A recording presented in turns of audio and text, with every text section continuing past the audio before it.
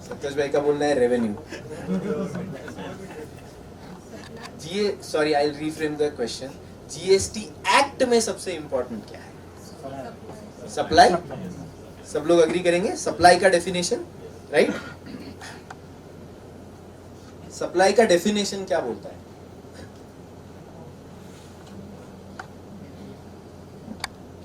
यहाँ से next 20-25 minutes हम लोग लॉ ही पढ़ने वाले थे।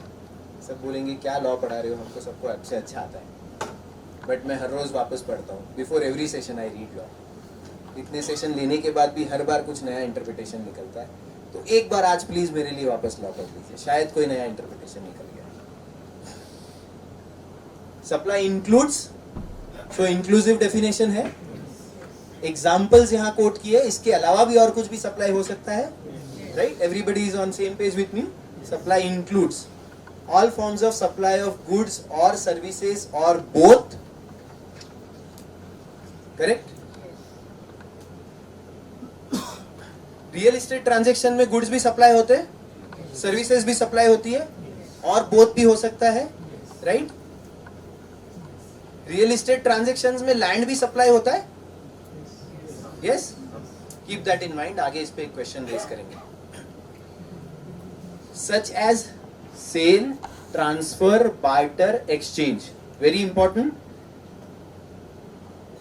सेल हम सेल ऑफ गुड्स एक्ट से समझते हैं, हमने सेल वहीं से समझा है ना, ट्रांसफर ऑफ प्रॉपर्टी जब होती है तब सेल होता है, करेक्ट?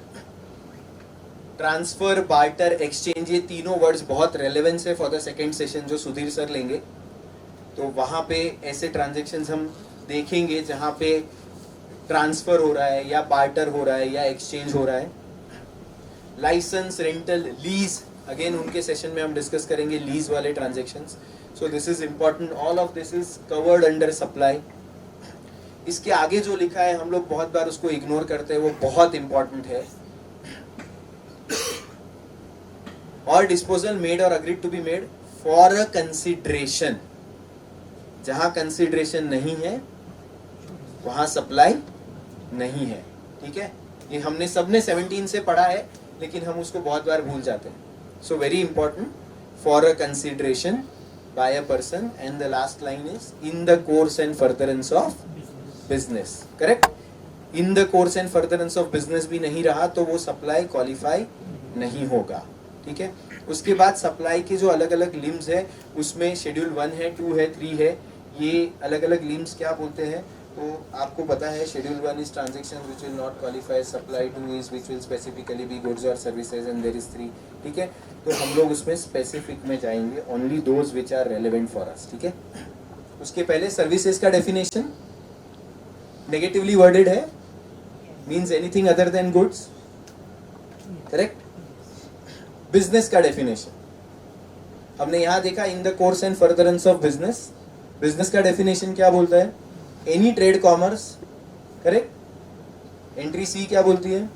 एनी एक्टिविटी और transaction in the nature of sub clause A, meaning trade और कॉमर्स, वेदर और not there is volume, frequency, continuity और regularity of such transaction. One of अगर कोई ट्रांजेक्शन किया है, अगर वो ट्रेड और कॉमर्स है, तो फिर भी वो बिजनेस कहा जा सकता है। That is how the definition is.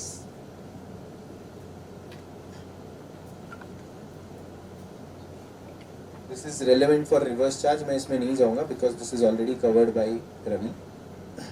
Schedule 2, schedule 2 में हम कब आते हैं या किसी भी शेड्यूल में हम कब जाते हैं? Covered under supply.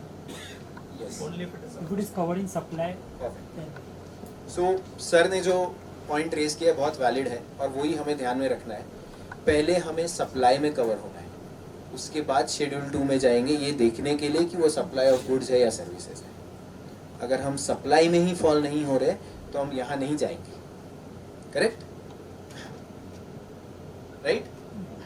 और हमारा केस कंस्ट्रक्शन की जो सर्विस है या जहाँ पे यूनिट्स सेल हो रहे हैं कस्टमर्स को, ये सप्लाई में फॉल होता है या नहीं होता है, ये हम शेड्यूल 2 और शेड्यूल 3 देखने के बाद एक बार वापस गौर करेंगे उस पर। डिस्कस करेंगे कि क्या वो केस बनती है कि जहां मैं बोलूँ ये सप्लाई ही नहीं होता है. Okay, now what is schedule 2 से? So for the timing, let's assume the transaction qualifies as supply. Then we go to schedule 2 and go to entry 5. Correct? Real estate के लिए entry 5 बनी हुई है. Supply of services. So they are saying that whatever you do per se under construction units जब sale हो रहा है, residential हो, commercial हो, कुछ भी हो, उस केस में आप supply of services में जाते हो. Following shall be treated as supply of services, namely construction. Very important. Construction of a complex building, civil structure or part thereof, including a complex or building intended for sale to a buyer, wholly or partly. Intended to sell for buyer, wholly or partly, दोनों cover हो रहा है. Except where the entire consideration is received after issuance of completion certificate where required by a competent authority or after its first occupation whichever earlier. ठीक है, ये same definition हमने service tax में भी पढ़ा है.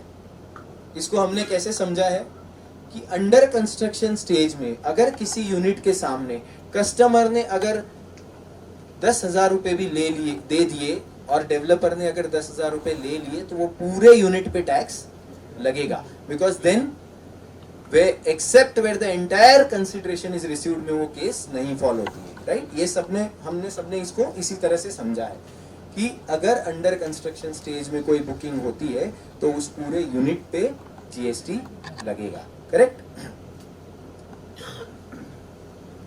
यहां पे इंपॉर्टेंट क्या है हमारे लिए? After issuance of completion certificate where required by a competent authority or after its first occupation whichever is earlier. So हम ये डिस्कशन यहीं खत्म करें. Right, completion certificate. आपका अंडरस्टैंडिंग क्या है कंप्लीशन सर्टिफिकेट यानी क्या?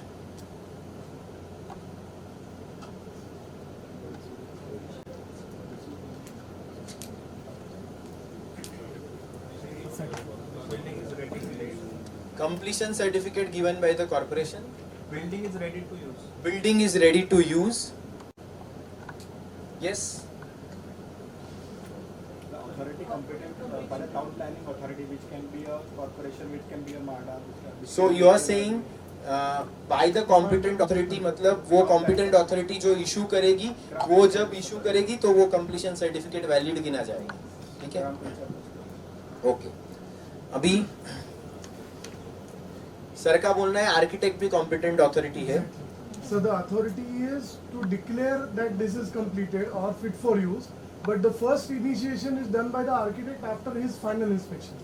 So we can put that he has given an occupancy clearance and the application has been filed to put that property for property tax. So town planning department is going to charge property tax declaring that it has completed, but the process starts with the issue of architect. Okay, so process कहाँ से start होता है? थोड़ा सा पीछे जाते हैं. कैसे जाएंगे?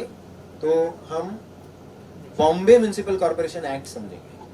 Because Bombay municipal corporation act को ही हर सिटी ने रेप्लिकेट किया है या उस एक्ट के तहत हमारे स्टेट सिटी के डीसी रूल्स बने हुए हैं. So Bombay municipal corporation act section 253 and 263 relevant, important, note कर लो. बिकॉज अगर आपको इस पे कोई लीगल बैटल फाइट करना पड़ा तो स्टोरी वहीं से स्टार्ट होता है. सो ये सेक्शंस क्या बोलते हैं? ये सेक्शन ये बोलता है कि जब बिल्डिंग कंप्लीट हुआ तब बिल्डिंग के कंप्लीशन का एक आर्किटेक्ट सर्टिफिकेट देगा. उस सर्टिफिकेट को लेके डेवलपर उस बेसिस पे कॉर्पोरेशन में एप्लीकेशन करेगा. The application would be for allowing him to occupy the premises, which is for occupancy, not for completion. Okay? Occupancy के लिए अप्लाई करेगा, उसके बेसिस पे उसको ऑक्यूपेंसी दी जाएगी या रिजेक्ट की जाएगी. जब वो अप्लाई करता है उसके बाद एक डीमिंग फिक्शन लिखा हुआ है. अगर 30 डेज, सिटी टू सिटी उसका डेज डिफर होता है डीसी रूल्स के हिसाब से, कहीं 7 है, कहीं 20 है, 21 है, कहीं 30 है. 30 डेज में अगर कॉरपोरेशन से कोई कम्युनिकेशन नहीं आया on the defaults or any errors or any additional requirement, it will be deemed to be given occupancy. That is how the law is written. इस लॉ को, बॉम्बे म्युनिसिपल कॉर्पोरेशन के act को, वैसे ही डीसी रूल्स में convert किया गया है मेजॉरिटी सिटीज में. करेक्ट. सो यहाँ पे क्या लिखा है? Except where the entire consideration has been received after issuance of completion certificate where required by the competent authority. ठीक है? Competent authority कौन है?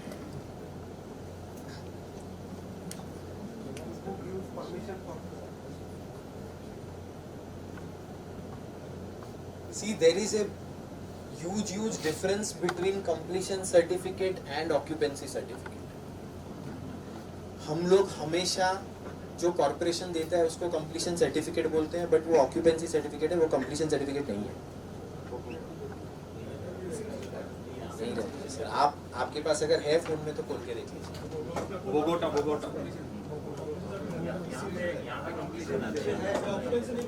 तो हेडिंग क्या लिखा है? रखना. ओके.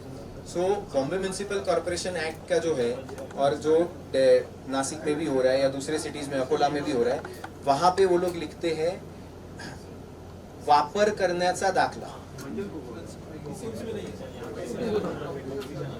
ओके. अगर आपके पूर्णत्वाचा दाखला, अगर यहाँ पे पीसीएमसी में पूर्णत्वाचा दाखला मिल रहा है, वो अगर अथॉरिटी इशू कर रही है, then that is the document which is relevant. Okay. अगर वैसा नहीं है, जो बॉम्बे में नहीं है या नासिक में नहीं है या अकोला में नहीं है, वहां पे वो लोग ऑक्यूपेंसी इशू करते हैं और वहां लिखते हैं कि आर्किटेक्ट ने ये डेट पे एप्लीकेशन किया था, उस बेसिस पे हम आपको ऑक्यूपेंसी दे रहे हैं. In which case the competent authority is architect, because यहाँ पे उसको लिखा भी गया है नीचे, एज पर लॉ जिसको ये इशू करना है वो कॉम्पिटेंट ऑथोरिटी. सो अगर उस केस में आपका आर्किटेक्ट कॉम्पिटेंट ऑथोरिटी बन जाता है.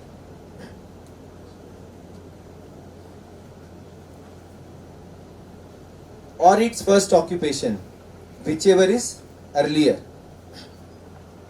First occupation मतलब क्या?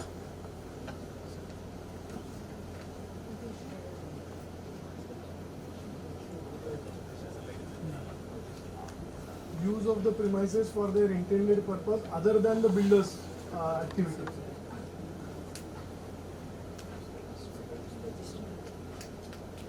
So आपका बोलना है कि पीसीएमसी ऑक्यूपेशन का सर्टिफिकेट देता है, उसके बाद ऑक्यूपेशन भी देता है? नहीं, ओनली कंप्लीशन. पार्ट कंप्लीशन क्या? सो पीसीएमसी ऑक्यूपेशन सर्टिफिकेट नहीं देता है. ठीक है.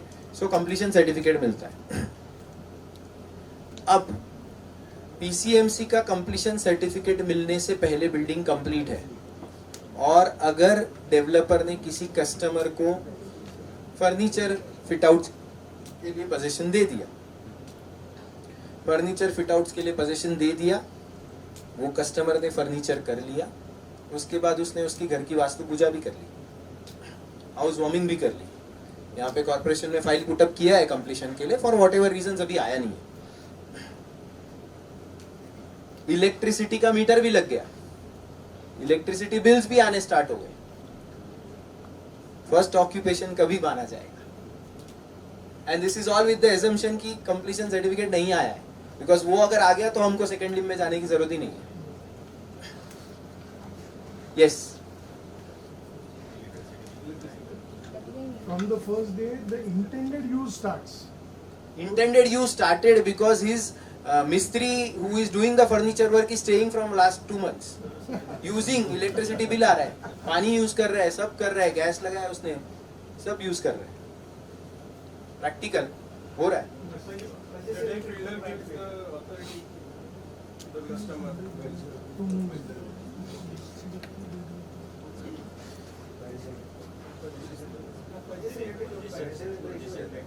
बिल्डर ने लेटर इशू किया, position given for fit outs. Soft, मैं वही बोल रहा हूँ ना, बिल्डर ने लेटर इशू किया, position given for furniture fit outs.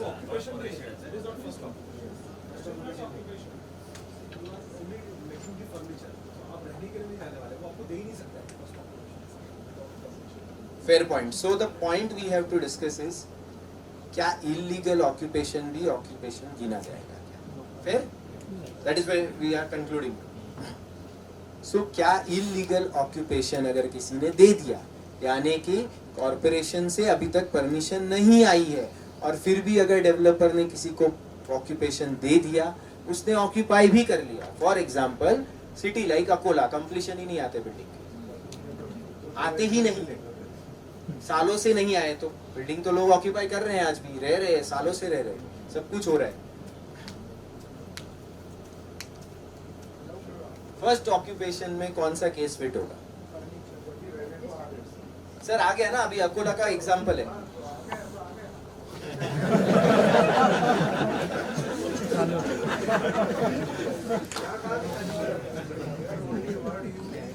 Fair point sir. See sir जो बोल रहे हैं, सर का क्या बोलना है? It says occupation and an illegal occupation is also an occupation. It is illegal under that act where it is talking about legality of an occupation. This act is not talking about legality of an occupation, right? सही है? But CBIC doesn't think so. So दो चीजें इसमें. एक, अभी यहाँ से, in fact ये मैंने पहले ही बता देना चाहिए था, मैं जब भी FAQ बोलूँ तो there are 2 FAQs issued by CBIC in 2019. मई में है, 7th of May, I'll give the dates. वो 2 FAQ बहुत इंपॉर्टेंट है, उसमें पूरा रियल एस्टेट सेक्टर का कोरा चिट्ठा लिखा हुआ है, उनके हिसाब से कहाँ क्या टैक्स लगना चाहिए. जबकि उन्होंने फर्स्ट लाइन में लिखा है दिस इज फॉर अंडरस्टैंडिंग, इसका कोई लीगल इम्प्लीकेशन नहीं है, बट उन्होंने लिखा हुआ है. वहाँ पे FAQ में उन्होंने लिखा है कि ऑक्यूपेंसी का मतलब, फर्स्ट ऑक्यूपेंसी का मतलब वही है जब ऑक्यूपेशन सर्टिफिकेट इशू होने के बाद अगर वो हो रहा है. इनडायरेक्टली दिस बिकम्स रिडंडेंट, इसका कोई मतलब नहीं बनता है. एडवांस रूलिंग है कर्नाटका का, बिंदु वेंचर्स करके 2018 में ही आया हुआ है. वहां पे भी उन्होंने वैसे ही कंक्लूड किया है कि जब कॉरपोरेशन ने ऑक्यूपेंसी नहीं दिया तो आपका electricity bill, pictures and proofs of somebody staying will make no sense. It will still not be considered as first occupancy. Sir, that's what the problem is. Redundant हो जाती है सेक्शन का, मतलब ये जो आगे लिखा है ना, इसका मीनिंग ही नहीं बनता है अगर वैसा है तो. जब किसी कोर्ट में इसका फाइट होगा, लीगल बैटल आगे, तब हमको समझ में आएगा. Practically speaking, first occupation means first occupation. जो हम लोग समझ रहे हैं कि अगर किसी ने ऑक्यूपाई कर दिया तो वहाँ पे GST लायबिलिटी रुक जाना चाहिए. जैसे सर बोल रहे हैं, इट डजंट मैटर कि वो लीगली आया है या नहीं आया है, and that legality is under that act and not under this act. But that is how there is a thought behind it. CBIC का क्या सोचना है, एडवांस रूलिंग्स क्या बोल रहे हैं, वो मैंने आपको बताया. Yes.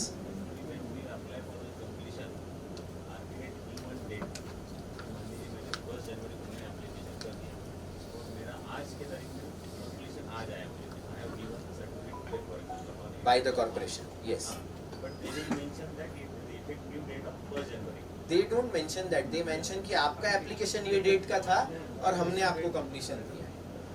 They give it from the effective date of that. Effective date नहीं लिखते हैं उसमें ऐसा लिखते हैं आपका एप्लीकेशन ये डेट का था, आपका application dated this white number this. Now it, मतलब वो फिर आगे जनरल लैंग्वेज है, इफेक्टिव डेट नहीं है कहीं पे. आप निकालिए ना, कोई एक होगा. हाँ, यस सर. तो ये अगर इफेक्टिव डेट लिखा है तो वो डेट पकड़ी जाएगी, कोई डाउट ही नहीं है. लेकिन ये लोग इफेक्टिव डेट नहीं लिखते हैं, that's the challenge. Yes sir. Intended for sale to a buyer wholly or partly बहुत इंपॉर्टेंट है.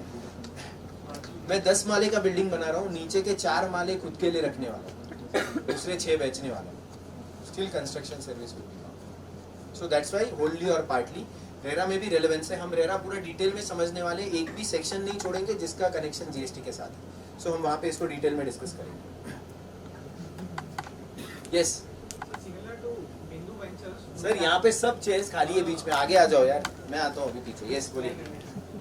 Similar to Hindu Ventures, do you have any case flow in hand wherein architects have issued certificate but we have not received the completion certificate from art? Service tax में एक औरंगाबाद का एक case है, आई don't remember, मैं एक बार ढूंढ के देता हूँ. औरंगाबाद का एक केस हुआ है जहाँ पे उन्होंने एक्सेप्ट किया था, एंड वो भी एक चार्टर्ड अकाउंटेंट ने ही फाइल किया था केस, खुद के मैटर के लिए। सो मैं आपको देता हूँ। उनका बोलना है कि ऐसा कोई केस हुआ है क्या जहाँ पे आर्किटेक्ट के कंप्लीशन के सर्टिफिकेट के बेसिस पे रिलीफ मिला है क्या, कुछ वैसा। आप अगर थोड़े नेक्स्ट स्लाइड में जाएंगे तो वहाँ पे मुझे एक क्वेश्चन इसमें हाँ इस पे लिखा है कि completion certificate under any law, तो फिर हम जो डिस्कस कर रहे हैं तो एनी लॉ तो किसी से भी अथॉरिटी मिल सकती है ना। under any law for the timing in force. See what they are saying, competent authority means the government or an authority authorized to issue completion certificate. So under any law, under any law. So why they are saying under any law? Because कहीं कहीं city laws है, village भी है जहाँ ग्राम पंचायत भी relevant हो जाती है, इसलिए under any law in time force लिखा है। So intention but interpretation no, which law are we talking about? और कौन सा लॉ है जो कंप्लीशन सर्टिफिकेट इशू करता है? जीएसटी लॉ तो नहीं करता है फिर। सो इसमें ये इसका और एक रेलेवेंस भी है कि जो कंटोनमेंट बोर्ड्स और जो डिफेंस का एरिया है वहाँ पे वो लोग इशू करते हैं, वहाँ पे कॉर्पोरेशन नहीं इशू करता है। So that is the logic behind it कि किसी भी लॉ में किसी भी अथॉरिटी को अगर राइट है, रिस्पॉन्सिबिलिटी है कंप्लीशन इशू करने का, तो वो that is the logic to it. Yes I have a completion certificate of PCMC. Yes yes yes, very important. यार मराठी मुश्किल है।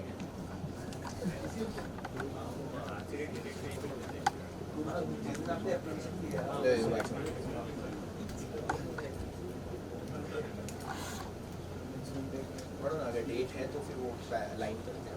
यस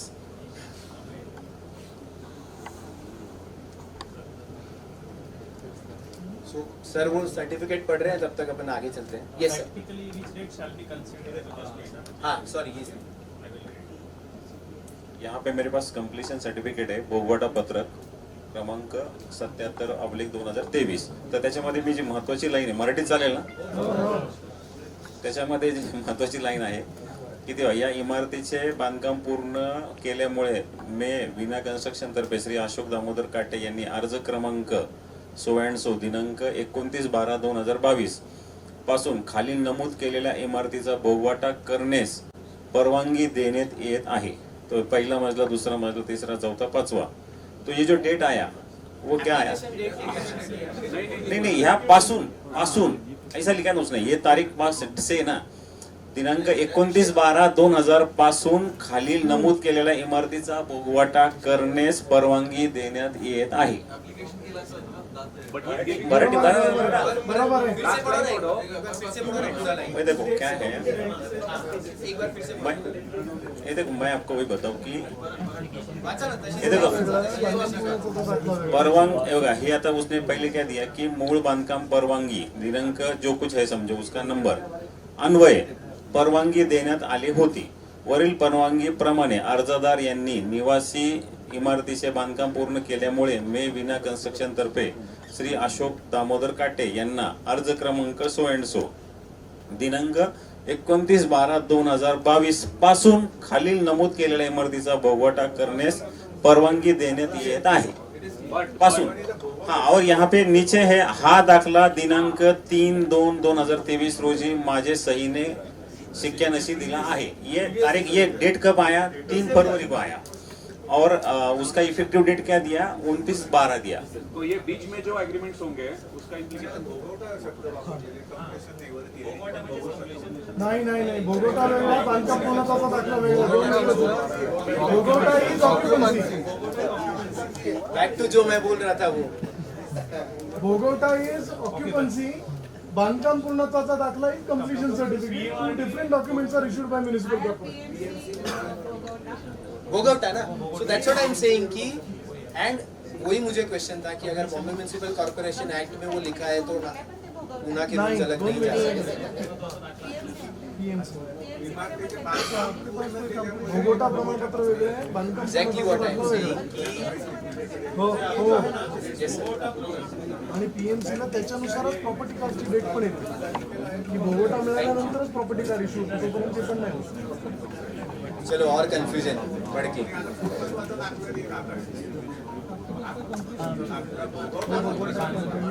सर आप मेरा सुनिए आप इस पे क्या करिए, जो डीसी रूल्स है ना, पूना के डीसी रूल्स या पीसीएमसी के डीसी रूल्स, डेवलपमेंट रूल्स, उसको एक बार पढ़ लीजिए। हाँ, सो जितना मेरा अंडरस्टैंडिंग है डीसी रूल्स चेंज नहीं होंगे, अक्रॉस सिटी सेम ही रहते हैं, थोड़े से डिविएशंस होते हैं डिपेंडिंग अपॉन सिटी स्पेसिफिक। सो आप डेवलपमेंट कॉर्पोरेशन रूल्स आपके सिटी के कॉर्पोरेशन के पढ़िए, उसमें यही लिखा रहेगा। इनफैक्ट नासिक के जो मैंने पढ़े हैं उसमें तो लिटरली 7.1 में लिखा है इस फॉर्मेट में आर्किटेक्ट का सर्टिफिकेट लेके आओ और इस फॉर्मेट में हमारा ऑक्यूपेंसी लेके जाओ, बराबर है, तो फॉर्मेट तक दिए। So if the logic stays same then what I am saying is relevant कि जो कॉर्पोरेशन देता है वो तो ऑक्यूपेंसी है, आर्किटेक्ट जो देता है वो कंप्लीशन है, और लॉ कंप्लीशन की बात कर रहे हैं by an competent authority. Competent authority में आर्किटेक्ट भी लिखा हुआ है। तो यहाँ पे इशू है, लेकिन again the important point is department does not accept this argument.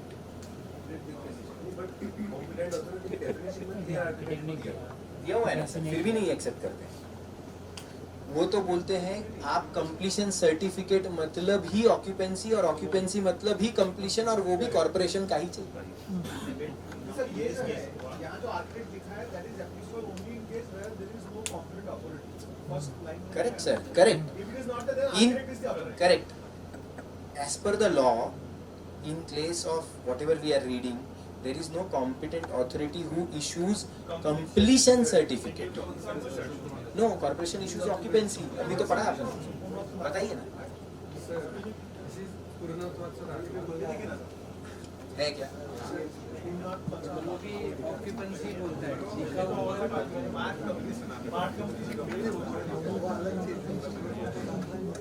तो अब इसमें पढ़िए कि यहाँ पे क्या language. See, why I am saying this is because ये again section 263 of Bombay Municipal Corporation से आया। हाँ, तो वहाँ पे तो उन्होंने लिखा है आर्किटेक्ट का लेके आओ और हमारा ऑक्यूपेंसी लेके आओ। So, हाँ, अगर कंप्लीशन दे रहे हैं तो फिर क्वेश्चन ही नहीं, फिर तो कॉर्पोरेशन का ही है। हाँ, फुल ऑक्यूपेंसी। हाँ, और अभी तो इंग्लिश वर्जन आने लगे, ऑनलाइन फॉर्म्स, ऑनलाइन एप्लीकेशंस आने लगे, इसलिए तो मेरा लाइफ इजी हो गया। ऑक्यूपेंसी के बाद जीएसटी नहीं लगेगा। हाँ, डेट, सी अगर आपने एप्लीकेशन डेट पकड़ा तो लिटिगेशन का तैयारी रखना।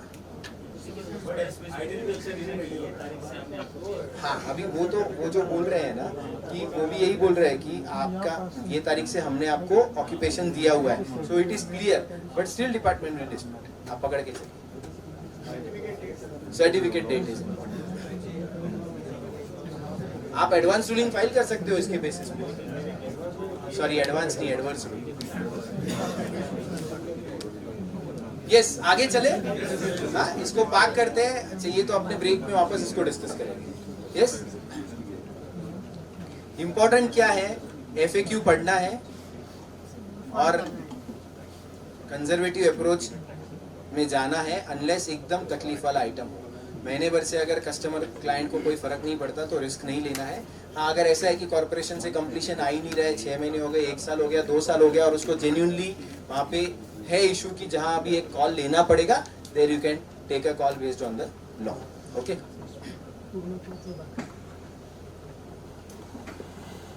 हमने वर्क्स कॉन्ट्रैक्ट डिस्कस किया था। हमारे सेशन के लिए एज सच रेलेवेंस नहीं है, बट मैंने यहाँ डेफिनेशन रखा है फॉर आवर अंडरस्टैंडिंग।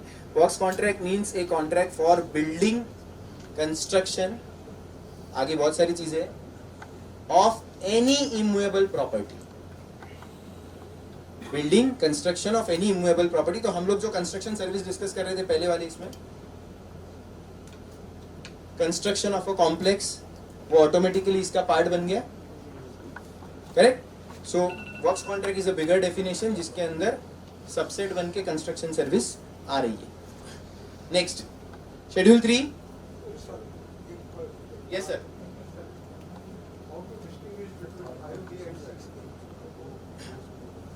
आएंगे ना, उसमें आएंगे ना, जब हम लोग रेट्स डिस्कस करेंगे, लैंड डिस्कस करेंगे, तब उसमें I answer. Yes.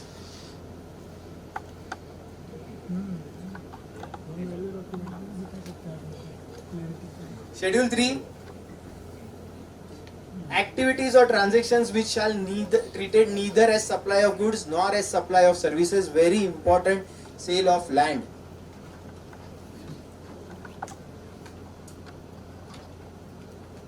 Cell of land को जीएसटी के एम्बिट से बाहर रखा गया है, बराबर है. It shall neither be treated as supply of goods nor supply of services. Correct?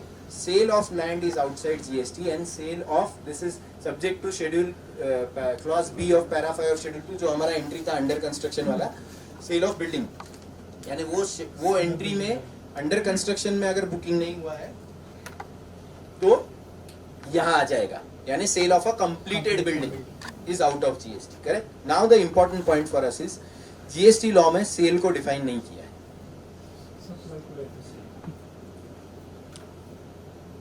GST law में लैंड को भी डिफाइन नहीं किया है. सो जो हम लोग डेवलपमेंट एग्रीमेंट्स का इशू डिस्कस करते हैं या फिर लीज का इशू डिस्कस करते हैं, ये सारे इश्यूज यहाँ आगे के रुक जाते हैं.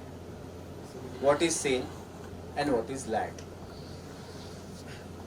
सुधीर सर इसको बहुत डिटेल में डिस्कस करेंगे, बट यहाँ पे लीगल बैटल में ये भी आर्ग्यूमेंट बनता है land includes rights in land and there is a Supreme Court judgment of साफिया भी. ओके, तो हम उसमें डिटेल में अभी नहीं जाएंगे because this is part of his discussion. What is important for us is sale of land is outside GST. It is not goods not services. Correct. अब हम लोग पीछे जाते हैं सप्लाई पे. Supply include supply of goods and services or both. What about a case where there is supply of goods and services and both and something else which is land? Sir, land तो supply ही नहीं है. So it is saying supply of goods or services or both. It is both के plus अपने पास और एक चीज है, फिर क्या करेंगे? It is not only both. The It is three. contract will have to be CVA'd between two components, which has been done by them कि इतना land component पकड़ के बाकी हम उन पे taxable करेंगे. सर मैं अगर ऐसे बोलूँ तो कि ट्रांजेक्शन पे टैक्स ही नहीं लगेगा because it is not both but it is three and one of which is not supply only.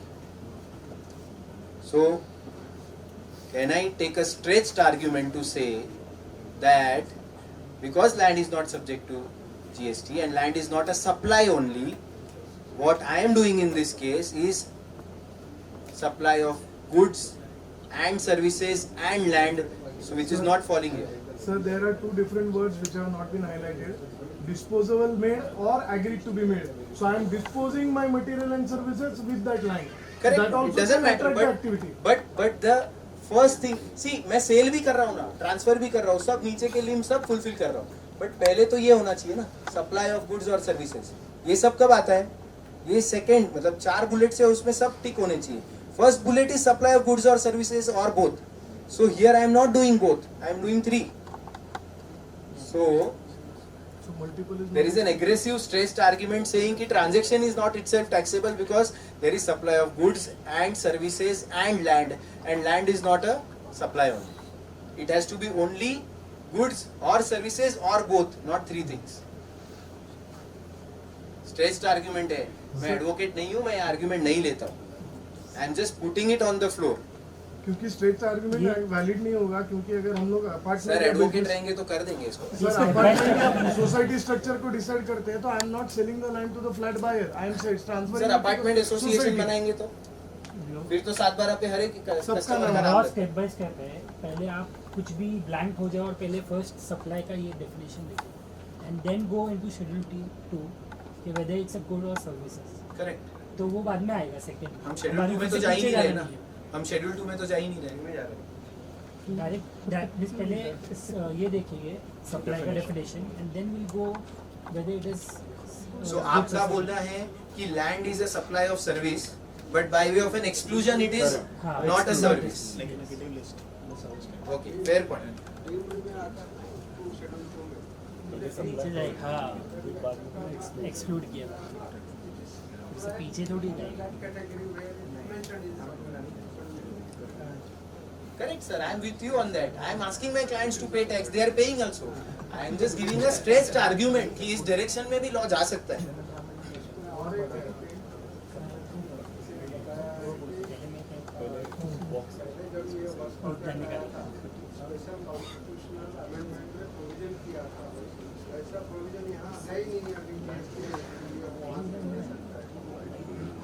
Composite supply के केस में. यस. सो शेड्यूल 3 याद रखो, सेकंड सेशन के लिए इंपॉर्टेंट है. सेल का डेफिनेशन, लैंड का डेफिनेशन, राइट? क्योंकि डेवलपमेंट राइट्स के केस में क्या हो रहा है? ट्रांसफर ऑफ राइट्स हो रहा है, ट्रांसफर ऑफ लैंड नहीं हो रहा है. यस.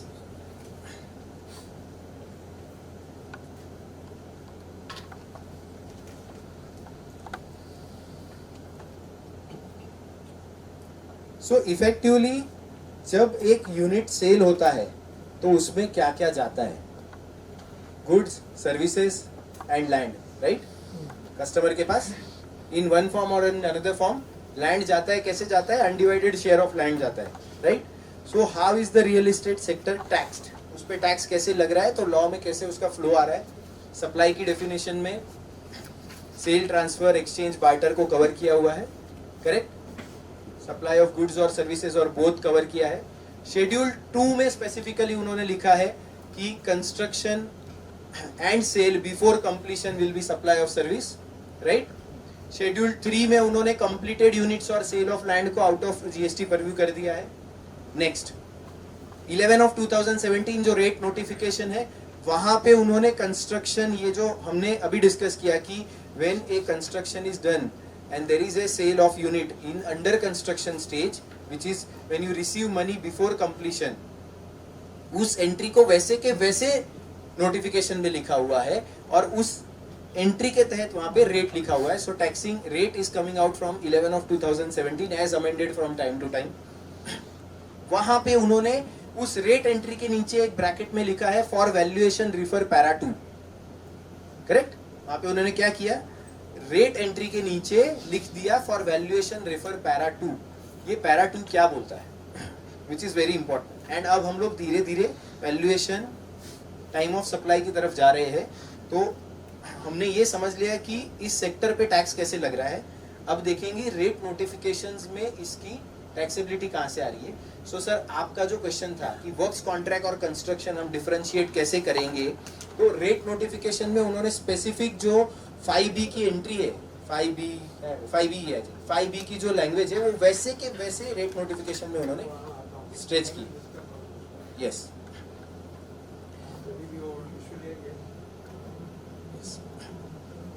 सो यहाँ पे ये जो एंट्रीज है ना, कॉलम 3 में आई, ए, आई बी, आई सी, ये सब एंट्रीज के लिए इन्होंने पैरा 2 में उसका वैल्यूएशन लिखा है. वहां पे उन्होंने लिख दिया है if there is this kind of service which is involving transfer of land or undivided share of land, यानी कि ऐसी अगर सर्विस प्रोवाइड हो रही है जिसके साथ ट्रांसफर ऑफ लैंड या अनडिवाइडेड शेयर ऑफ लैंड भी जा रहा है, in that case the value of such supply shall be equivalent to the total amount charged, जितना टोटल अमाउंट चार्ज किया, less the value of transfer of land और undivided share of land. And what will be the value of that land and undivided share of land? It will be considered as 1/3 of the total amount charged. Okay, so यहाँ से उन्होंने land का 1/3 का deduction, जिसको हम पहले abetment बोलते थे सर्विस टैक्स लॉ में, यहाँ पे वैल्यूएशन मैकेनिज्म में ही उसको, नोटिफिकेशन में ही उसको किल कर दिया कि 1/3 वैल्यू का लैंड का डिडक्शन मिलेगा. नीचे उन्होंने वापस लिखा टोटल अमाउंट में क्या इंक्लूड रहेगा. Consideration charged for aforesaid service. What is the aforesaid service? Construction service, which is given in an under construction stage where there is an intention to buy, intention to sell, and some consideration is received before completion. ये वाला जो construction service है, that and amount charged for transfer of land or undivided share of land as the case may be including bye way of lease और sublease, ये भी important है, lease and sublease भी यहाँ पे कवर किया है, इसीलिए नवी मुंबई में जो ट्रांजेक्शन्स होते हैं जहाँ लीज पे लैंड ट्रांसफर होती है वो भी यहाँ पे कहीं ना कहीं वैल्यूएशन मैकेनिज्म में उसको भी 1/3 का डिडक्शन उन्होंने दे दिया है। ओके, सो वैल्यूएशन जो हो रही है कंस्ट्रक्शन सर्विस की उसमें लैंड का डिडक्शन यहाँ से आ रहा है। टाइम ऑफ सप्लाई, टैक्स कभी पे होता है?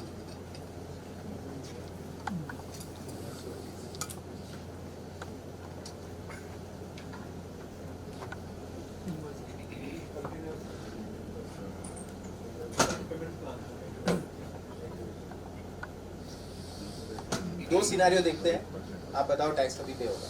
एक, रेरा के लॉ में जो उन्होंने प्रिस्क्राइब किया है उस तरह से क्लॉजेस लिखे हैं, 5% on booking, 10% on first slab, 20% on this वैसा, लास्ट 5% ऑन पोजेशन, ऐसा स्लैब रेट्स लिखा हुआ है।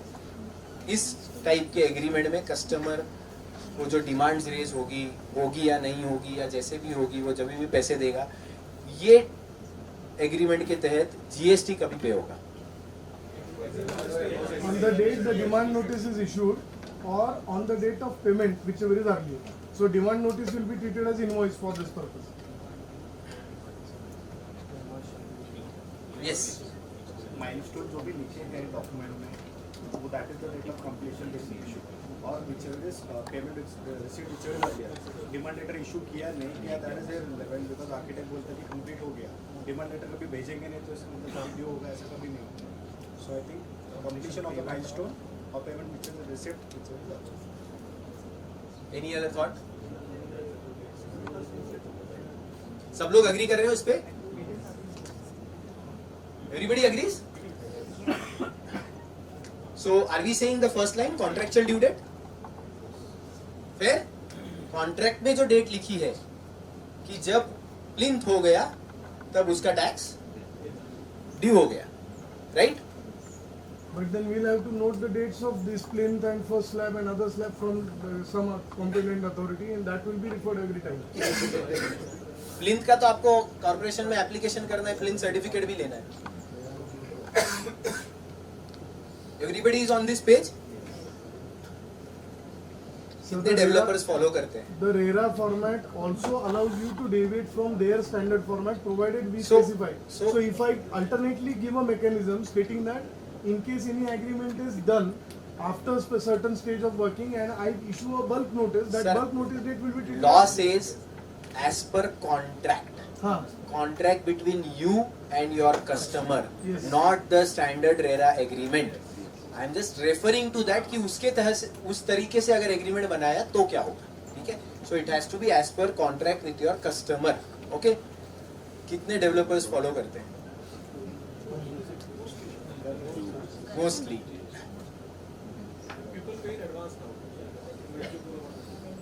Okay. एग्रीमेंट पे पूरा भर देते। So जैसे जिस दिन एग्रीमेंट हुआ, तो एग्रीमेंट पे 1 करोड़ रुपए, तो एग्रीमेंट इशू में रेट टाइम सारी प्रॉफिट पूरा भर दिया। एडवांस करके खड़ा रहेगा आपका, अब फ्यूचर में सर रेट चेंज होगा तो एडवांस करके खड़ा रहेगा, अलाउड का क्या है? पूरा भर देते पैसा भर दिया, पूरा And जो कभी consideration pass होता है तो परंतु आगे जब रेट चेंज होगा तब क्या करेंगे? वो क्या सेक्शन 14 है आई थिंक रेट चेंज का, तो उसमें जाके टिक मारने पड़ेंगे सब कि पुराना रेट लगेगा या नया रेट लगेगा, और मुझे वो सेक्शन याद नहीं, वापस पढ़ना पड़ेगा, कल नहीं पढ़ा था मैंने। Okay, rate change, we assume there is no rate change. With that assumption, I paid at the time of agreement full amount. So whether So in all probability department should not dispute, and even if department disputes there is no revenue leakage per se, so मुझे कोई challenge नहीं लगता है। Sir पर department बोलता है कि आप वो साथ में रिफंड मांग लो और ये साथ में मुझे भर के चाहिए।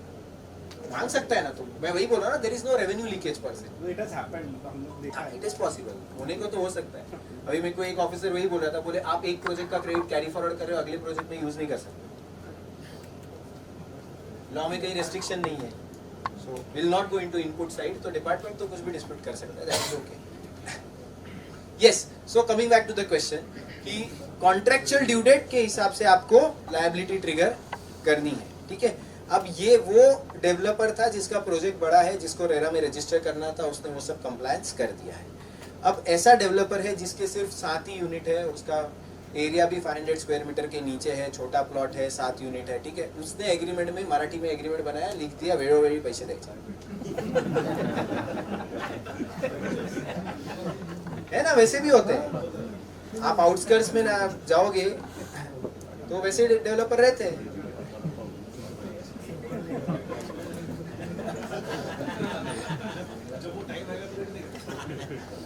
या फिर बहुत सारे एग्रीमेंट्स ऐसे होते हैं जहां लिखा होता है कि बुकिंग पे 5 लाख दो, 3 महीने बाद 15 लाख दो और बचे हुए पैसे 3 महीने बाद दो, ऐसे भी रहते हैं। ये वाला जो सेकंड केस डिस्कस कर रहा हूँ इसमें टैक्स कभी ड्यू होगा।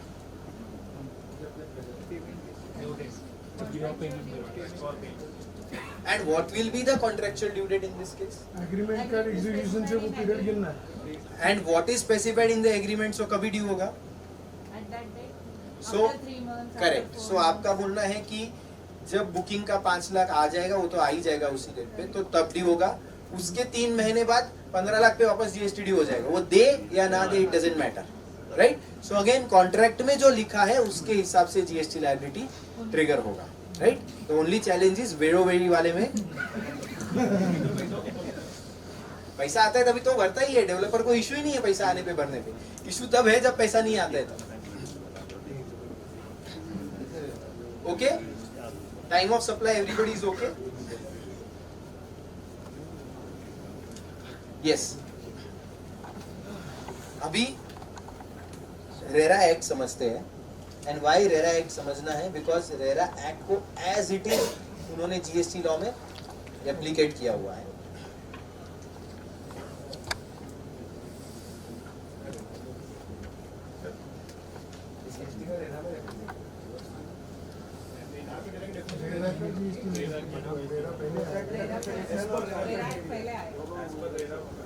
डजंट मैटर क्या पहले आया, उल्टा है। For real estate RERA is the mother act. Yes, carpet area, yes sir. वो जो कॉन्ट्रैक्चुअल इवेंट है, कंप्लीशन ऑफ 1 स्लैब और 2 स्लैब, उसके लिए कोई डॉक्यूमेंट्री एविडेंस मेंटेन रखना है? आइडियली रखना ही है आपको, यस। कौन सा सजेस्ट? Architect certificate. और सर वैसे भी अगर आप रेरा के सर्टिफिकेट्स देखोगे तो कहीं ना कहीं रेफरेंस आ ही जाएगा। रेरा में जो आप क्वार्टरली अपलोड होते हैं उसमें रेफरेंस आ ही जाता है। Can we say architect is competent authority for what? for any other law? ऐसे जो फर्स्ट लाइन में लिखा है, वापस कॉम्पिटेंट अथॉरिटी पे, वो डिस्कशन ब्रेक में आपके साथ। I will answer that but break, because हमारे पास बाकी ऑडियंस का टाइम चला जाए। यस, कारपेट एरिया डेफिनेशन हम डिस्कस नहीं करेंगे, लेकिन इंपॉर्टेंट क्या है and my area of interest, इसलिए मैं उसको समझता हूँ। तो बालकनीज कारपेट एरिया में नहीं आते।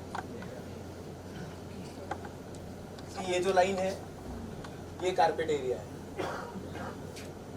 सो बालकनीज कारपेट एरिया में नहीं आते, इंटरनल वॉल्स कारपेट एरिया में आते हैं। That's the crux of this. Why carpet area is important for GST?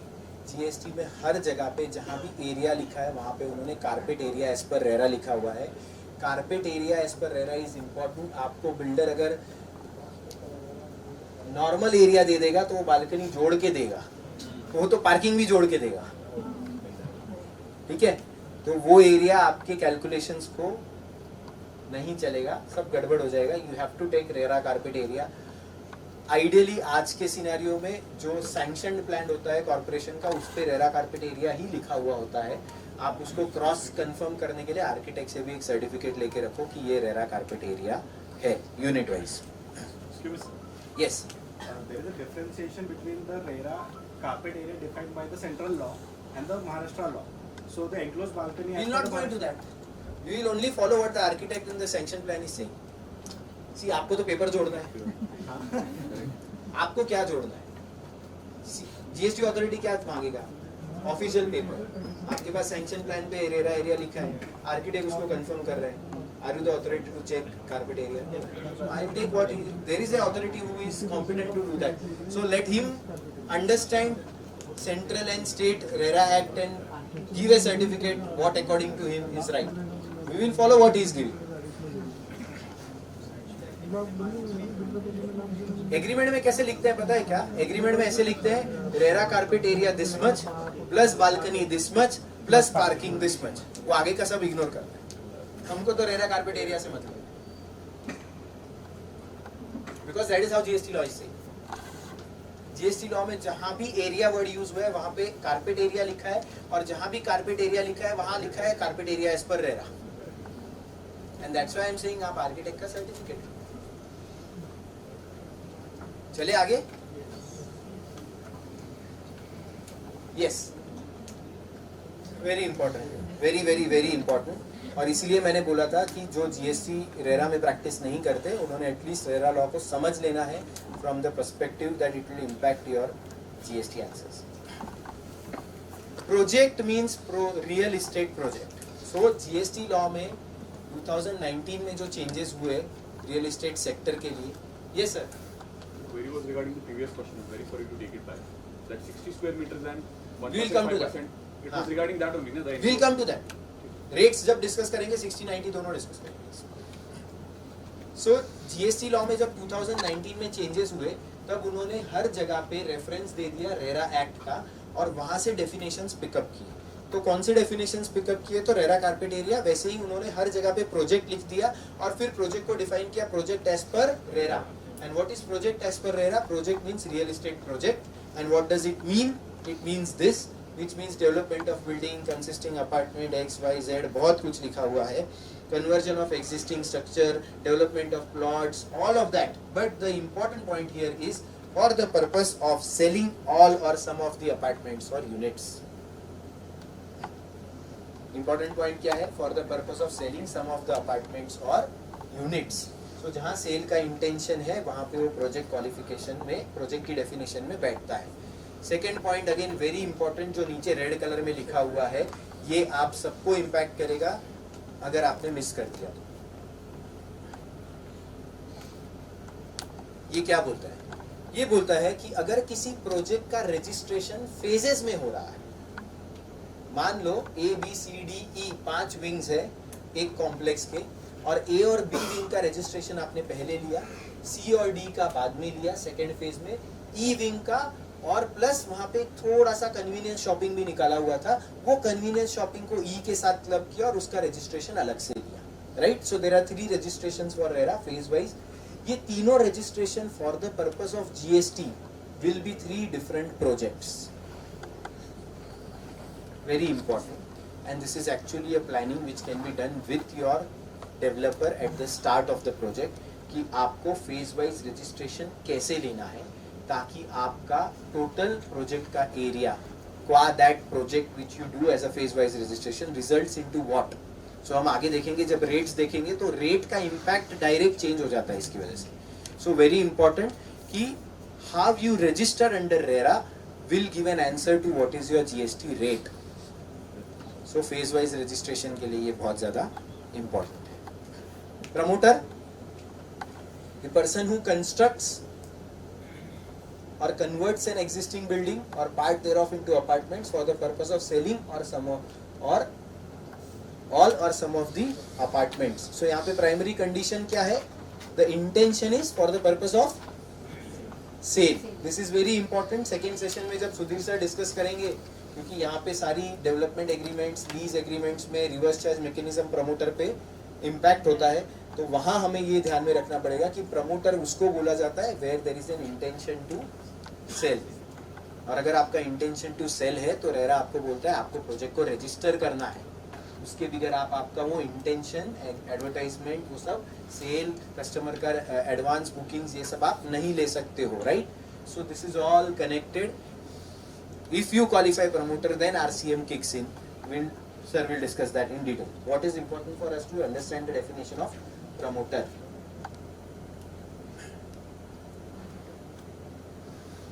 Yes. अभी 2017 से 2019 पहले समझ लेते हैं, राइट? फिर 2019 के बाद का स्टोरी समझेंगे। उसके पहले 2019 आया क्यों?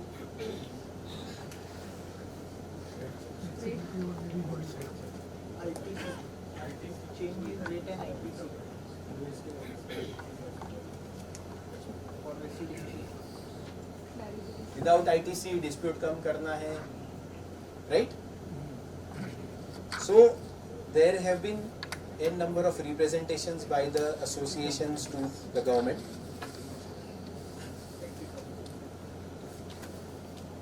उसको गवर्नमेंट ने समवेयर इन नवंबर दिसंबर 2018 में कुछ हद तक एक्सेप्ट किया, and then there was a statement by the honorable prime minister that we want to boost the housing sector, and keeping that statement in mind there were changes in the GST legislation in 2019. So इसलिए हम आगे जब discuss करेंगे तो आपको समझेगा that all the changes were majorly connected to housing sector. ठीक है? सो 2019 में मार्च में सारे नोटिफिकेशंस आए, अप्रैल से वो इफेक्टिव हो गए. पहले हम समझ लेते हैं 17 से 19 में क्या हुआ. उसके पहले आप बताएंगे मेरे को जीएसटी आने से पहले वैट और सर्विस टैक्स कैसे लगता था? सिंपल सा क्वेश्चन है sir. VAT 1%, service tax last में क्या रेट था? 4.5. तो 5.5% कस्टमर देता था. चिल, डेवलपर भी चिल भर के. डिपार्टमेंट ऑडिट आया तो क्या है? सिर्फ जीटीए. करेक्ट? आरसीएम, इसीलिए जीटीए बोला मैं. Modification charges.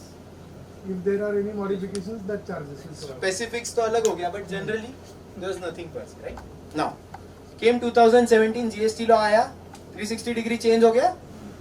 क्यों? क्योंकि डेवलपर को इनपुट टैक्स क्रेडिट मिलने लग गया, राइट? और उसका जीएसटी का रेट हो गया 18 after considering land deduction which was effectively 12%, right? So 12% का रेट हो गया और इनपुट टैक्स रेट मिल गया. 360 डिग्री चेंज. डेवलपर ने कभी इनपुट लिया ही नहीं था, बिकॉज इनपुट मिलता नहीं था, सर्विसेज का मिलता था, बहुत कम कंपोनेंट था, राइट? इस तरह से लॉ चल रहा था. Then I think somewhere in June 18 में उन्होंने वापस रेट चेंज किए. अफोर्डेबल को 8% का रेट दिया, राइट?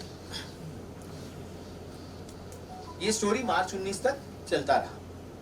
अप्रैल 19 से लॉ चेंज हो गया. अप्रैल 19 में they wanted to boost the housing sector, right? Because they wanted to boost the housing sector, they brought in a new regime. Again 360 degree change in the law. What does this new law say?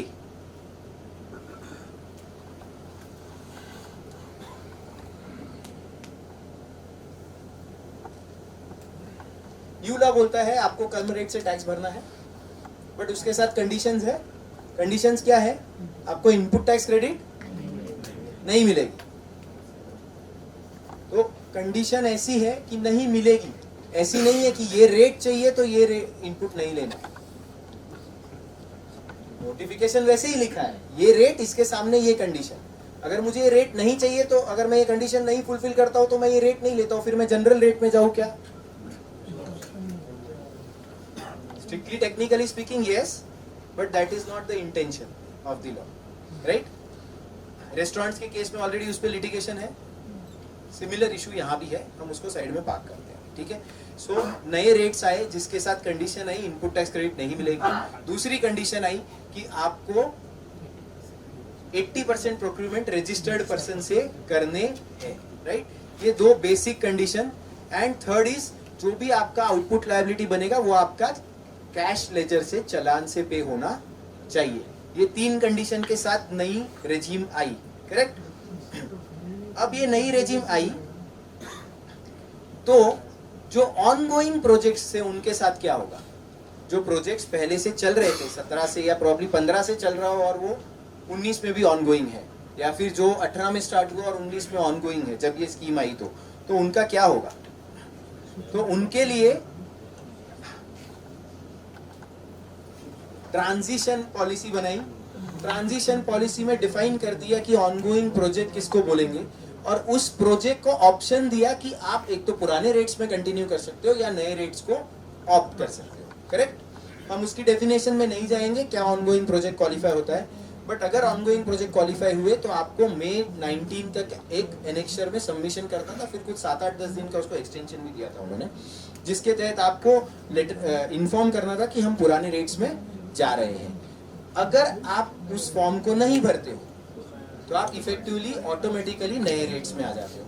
नए rates में अगर आप आते हो तो उन्होंने 3/2019 जो notification था जिसके तहत ये रेट्स चेंज किए, वहां उन्होंने नीचे एक फॉर्मूला प्रिस्क्राइब किया है कि आपने जो आईटीसी ली है उसको आपको फॉरगो करनी पड़ेगी, बिकॉज आप विदाउट आईटीसी वाली स्कीम में जा रहे हो। फॉरगो करने का एक फॉर्मूला प्रिस्क्राइब किया था और टाइम फ्रेम दिया था कि 30 सितंबर 2019 तक आपको वो कंप्लायंस करना है। ठीक है, यहां तक का स्टोरी ओके है ऑनगोइंग का। अब सॉरी, यहां तक का स्टोरी ओके। अब 17 से लेके 19 तक क्या रेट्स थे? अगर कोई ऐसा रेसिडेंशियल अपार्टमेंट है जो ऐसे प्रोजेक्ट में है जहां पे पूरे प्रोजेक्ट में कारपेट एरिया का more than 50% carpet area is below 60 square metre.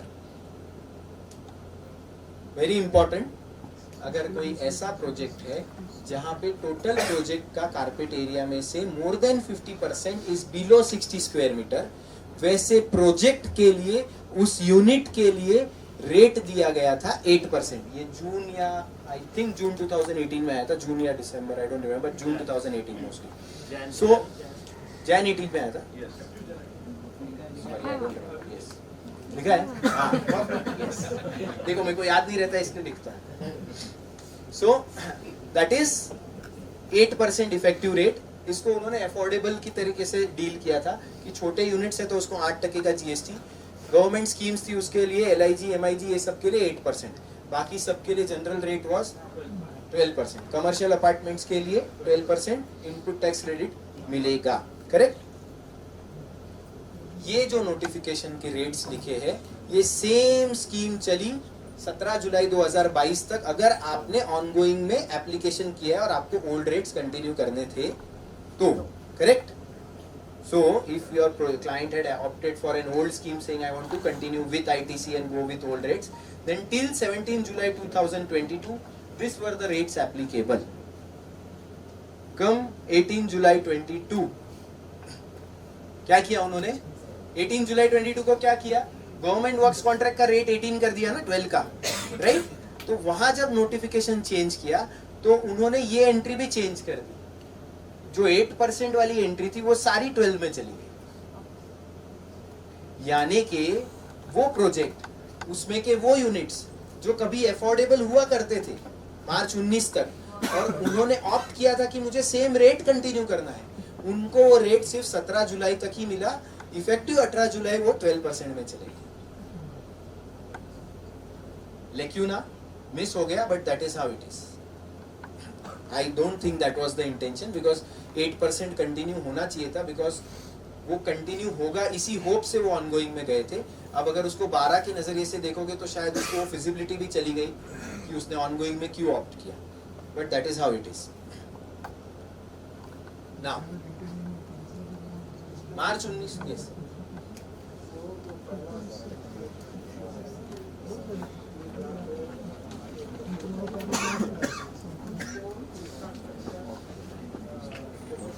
Correct, MOF का करेक्ट ना, बट द रेट एंट्री उड़ा दिया, रेट नोटिफिकेशन से एंट्री उड़ा दिया। आप डालोगे काम, you have a fair point. Sir का ये बोलना है कि ये जो 8% का रेट आया था ना, ये कैसे आया था? तो उन्होंने इंफ्रास्ट्रक्चर, मार्च 2017 का एक सर्कुलर है MOF का, जहां उन्होंने लिखा है कि हम रियल एस्टेट को इंफ्रा का स्टेटस दे रहे हैं, और किसको दे रहे हैं? तो उसमें ऐसे प्रोजेक्ट को जिसमें कारपेट एरिया 60 स्क्वायर मीटर से रहेगा, वैसे मोर देन 50% यूनिट, 50% एरिया उसमें क्वालिफाई होगा, उस प्रोजेक्ट को हम इंफ्रा स्टेटस देंगे। और जीएसटी में लिखा वैसे वाले इंफ्रा स्टेटस के ये यूनिट्स को हम 8% का रेट देंगे, राइट? अब ऐसा लिख के उन्होंने 8% का एंट्री लाया, बाद में ये एंट्री डिलीट हो गया। वो सर्कुलर है कि इंफ्रा का स्टेटस है, बट एंट्री डिलीट हो गया, तो इफेक्टिवली रेट नहीं मिलेगा, क्योंकि रेट नोटिफिकेशन के बियॉन्ड इंफ्रा का बेनिफिट का क्या कर लेंगे आप? So that is what the challenges.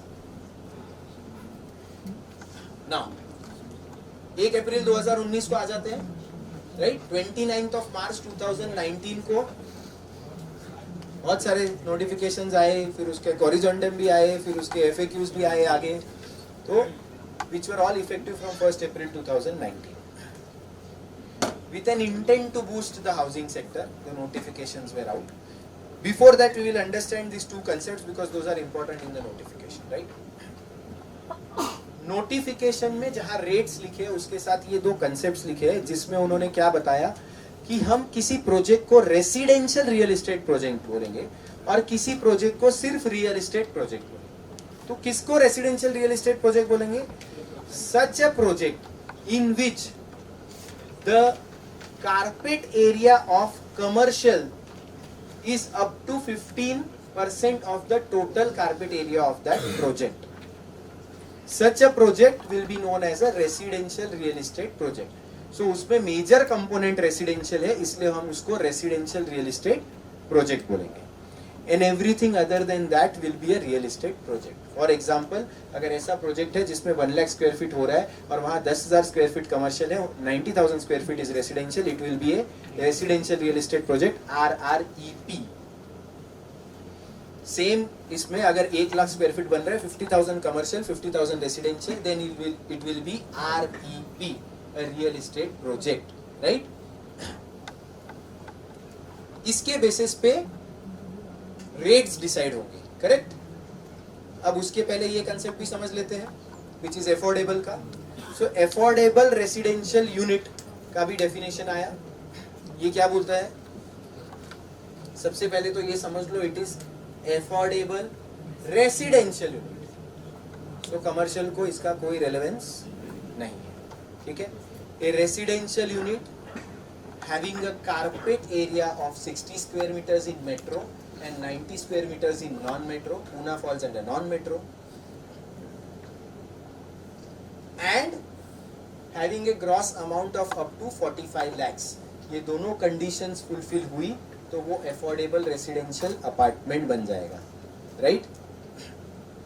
यहाँ पे carpet area is पर रह रहा. So अगर कोई ऐसा यूनिट है जिसका carpet area is 85 square meters और उसका वैल्यू, सेल वैल्यू अगर 43 लाख रुपीस है, तो वो यूनिट बन जाएगा affordable residential apartment. Gross amount charged, I have one question on gross amount. Let me read it. Yes, यहाँ पे उन्होंने क्या लिखा है? Gross amount charge is 45 lakhs. Gross amount मतलब क्या?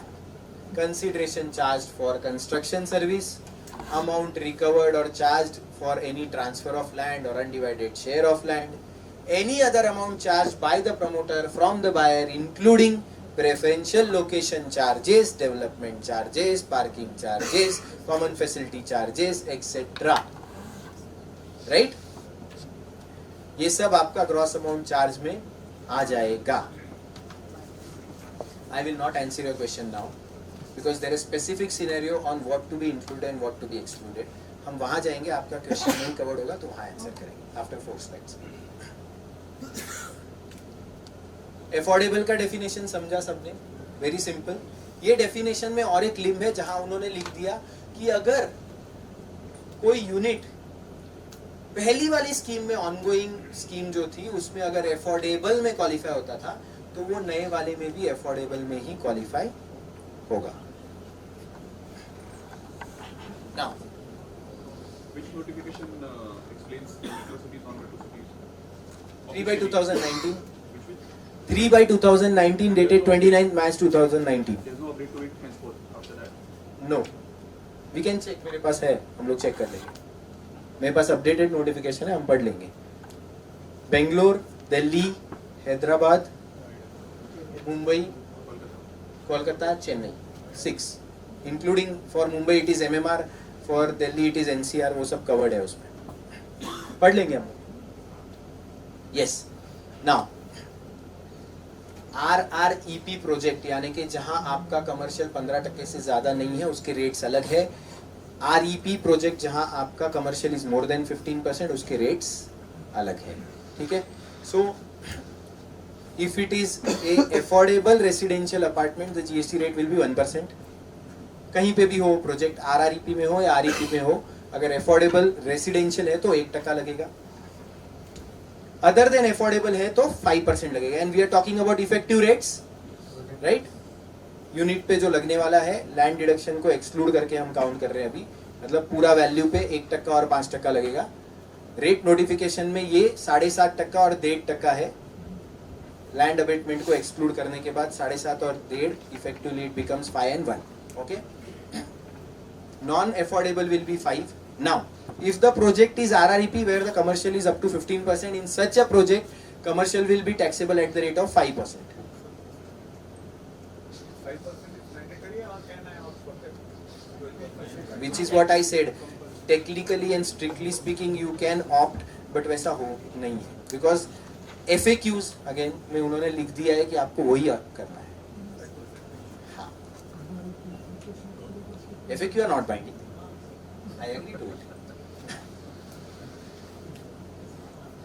Dispute, मैंने इसीलिए बोला ना, technically and legally speaking you can opt, because उसके आगे कंडीशन है. मैं कंडीशन फुलफिल नहीं कर रहा हूँ तो मुझे वो रेट एंट्री नहीं मिलेगी तो मैं जनरल रेट एंट्री में जाऊंगा. यस. कमर्शियल 5%.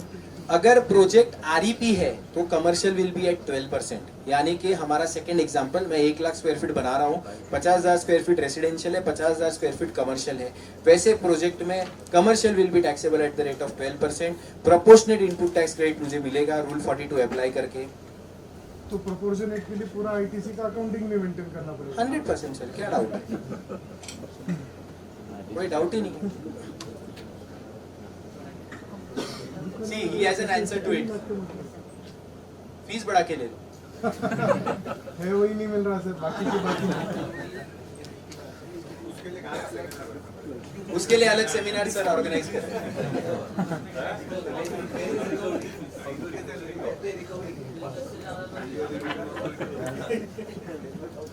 यस. अभी हमने जो एग्जांपल लिया था, A wing, B wing, C wing, D wing and commercial, right. उसी एग्जाम्पल में अगर मैं कमर्शियल को अलग से रजिस्टर करूं तो वो अलग प्रोजेक्ट बन जाएगा, फिर उसका रेट मुझे 12% मिलेगा. और मैं उसको ई विंग के साथ रजिस्टर कर रहा था पहले वाले एग्जाम्पल में. जब मैं उसको ई के साथ कर रहा हूं तो मेरा रेशो बन रहा है कमर्शियल 35, ई विंग का 65, उसको वापस 12 लग रहा है. वही मैं उसको ए और बी विंग के साथ जोड़ के अगर रजिस्टर करता तो वो 15 के नीचे आ जाता तो मुझे 5% का रेट मिलता. सो very important for us to advise our clients at the start of the project what they are doing under RERA can have an impact on the GST. That's why I said very important. RERA नहीं समझेंगे, वो अपना खुद का registration अगर कर लेगा तो बाद में तकलीफ होगी. GST पे उसका डायरेक्ट इम्पैक्ट आता है. But there is no commercial affordable now.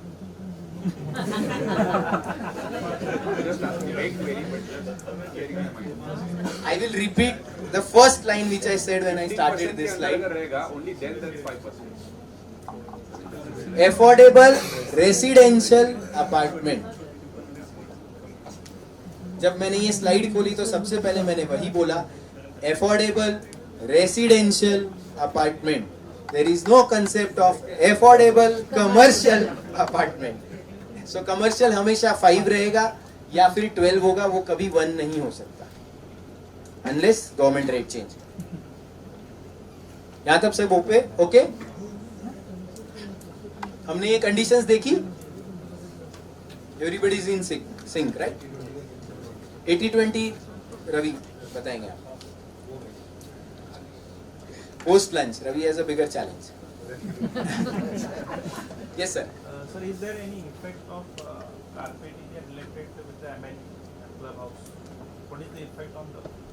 No effect on this one. 15 या 18%. प्रोजेक्ट का कारपेट एरिया के लिए वो आपका उसमें जो फॉर्मूला लिखा है ना, उसमें वो एमिनिटीज नहीं कवर करता है. तो कहीं नीचे कहीं नहीं. उसमें इनफैक्ट वैसे लिखा है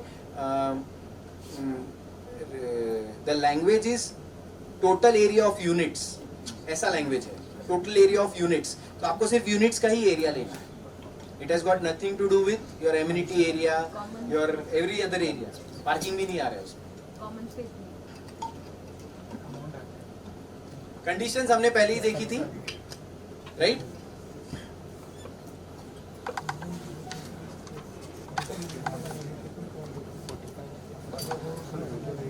this is not a unit. Actually, refrigerator is as good as one flat. But because it is not sanctioned as a unit to sale, it is not compliant under the law.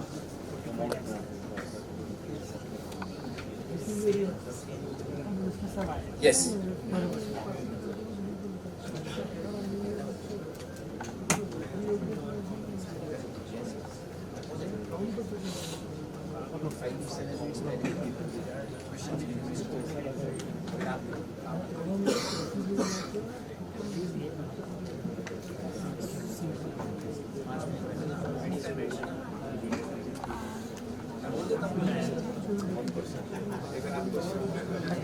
नहीं नहीं, सब question भी answer करेंगे और cover भी करेंगे, don't worry. Yes,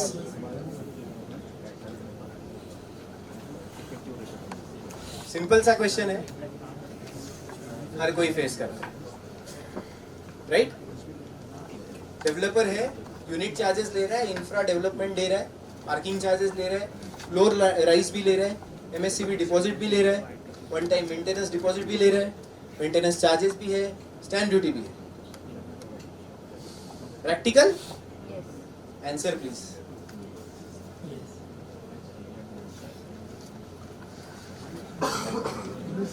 क्या unit की वैल्यू में ऐड होगा और उस पे क्या रेट से जीएसटी लगेगा?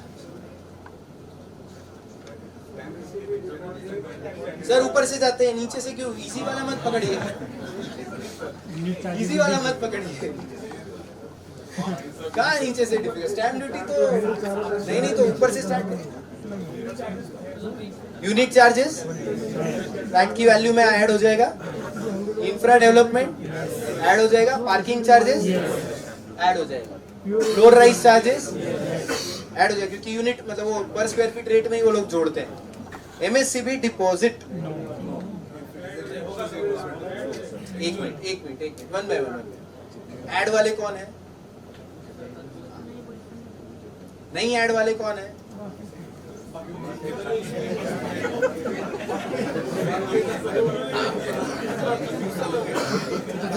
बाकी के क्या एडवाइस करते हैं क्लाइंट को?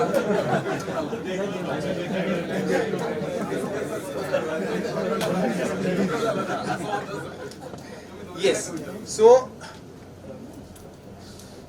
Sir, yes, pure agent services का जो कंसेप्ट है, that will help us to exclude it from working, because MSCB amount we receive and we pay it to the department on their behalf. So maintenance charges we receive and we keep it in abeyance. So that is not let's discuss two things. एक, stamp duty value में क्या जा रहा है और pure agent का concept क्या बोलता है, उससे हम शायद आंसर कंक्लूड कर पाए. ठीक है?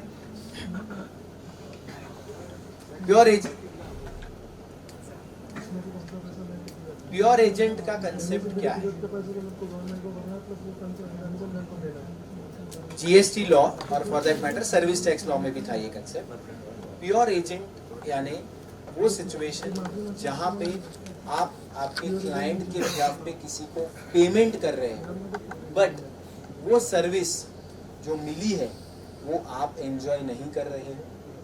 You are only making payment on his behalf in fiduciary nature. The service is actually received by the customer. You have not enjoyed the benefit of that service. ऐसा अगर सिचुएशन बनता है जो आप डॉक्यूमेंटेशन के थ्रू प्रूव कर पाओ, वे एक बात नहीं करेंगे क्योंकि प्रूव करना है मुझे, डॉक्यूमेंटेशन के थ्रू अगर आप प्रूव कर पाओ जिसमें आपने कस्टमर से उतना ही पैसा रिकवर किया जितना आपने आगे पे किया है, very important condition which will answer both your cases. Only then you fall under pure agent, right? Back to the question. MSCB deposit. Sir के केस में इनके डेवलपर ने क्या किया, 8,620 रुपए लगे तो 8,620 रुपए ही लिए. MSCB का डिपॉजिट का रिसीट कस्टमर के नाम पे ही होता है, जितने पैसे लगे उतने ही लिए. प्योर एजेंट सब अग्री कर रहे हैं. अभी सर के केस में 8,260 रुपए लगे, लेकिन उन्होंने लिए कितने? 10,000. 20,000, यहाँ सर 2 लाख बोल रहे हैं, एक एक जीरो बढ़ते जा रहे हैं। सर का क्लाइंट DLF है।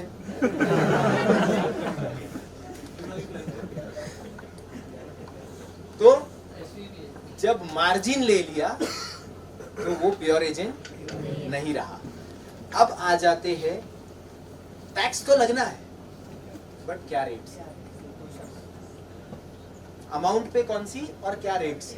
तो सर को वो भी क्वेश्चन है, किस अमाउंट पे। कैन बी अ सिचुएशन 8,260 छोड़ दूं और फिर बचे हुए पे लूं क्या। सिचुएशन तो बन सकता है ना सर। आपका क्लाइंट तो बोलेगा सर इतना ही मार्जिन लिया उस पे भर देता हूँ। ये तो आपको उसको समझाना पड़ेगा ना सर। क्लाइंट तो बोलेगा yes. So if 10,000 is taken then all are saying 10,000 pay tax लगेगा। क्या रेट से लगेगा।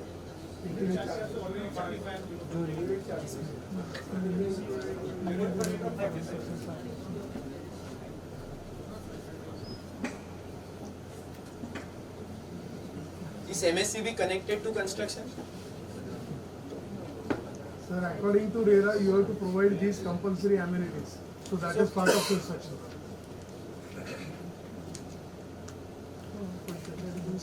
Electricity connection is connected to construction. Unit value में आपने उसको ऐड करके उस पे स्टैम्प ड्यूटी भरा है क्या।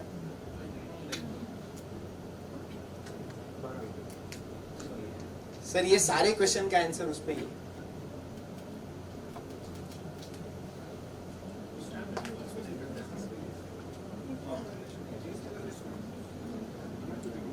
स्टैम्प ड्यूटी रूल्स किस पे स्टैम्प ड्यूटी भरने बोलते हैं। What is the agreement value.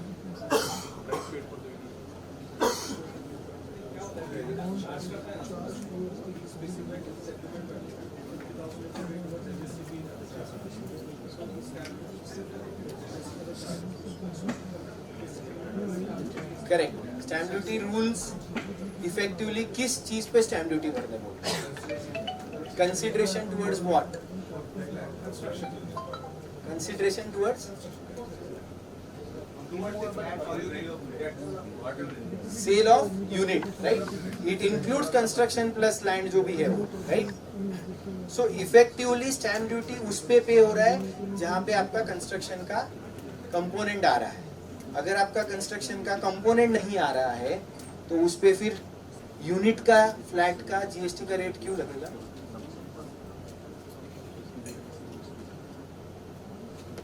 आप बोल रहे हो कि MSCB पे मैं 5% या 1% लगाऊंगा, जब वहां कंस्ट्रक्शन नहीं आ रहा है तो फिर वहां पे 5 और 1 क्यों लग रहा है।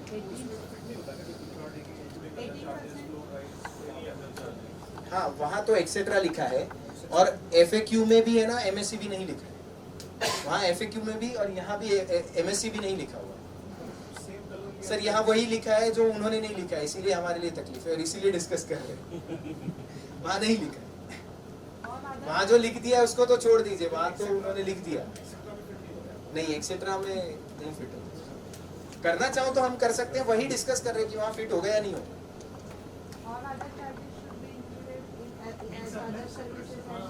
charged at 18%, I guess.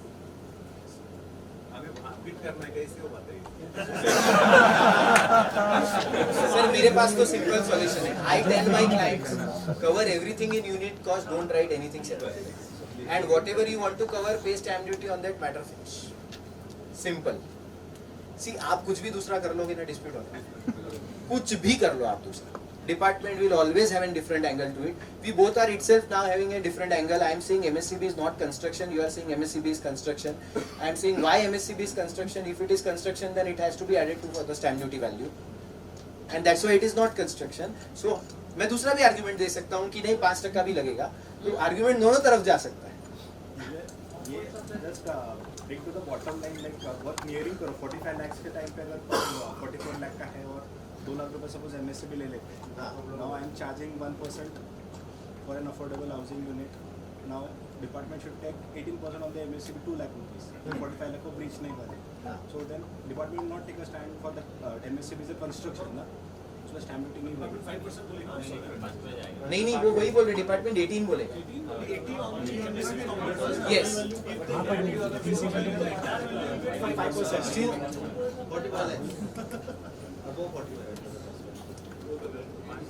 Because it happens like we are taking affordably fair sir, वैसे तो बहुत सारी चीजें 2 देखी, लाख नॉट ऑल आर मैंडेटरी।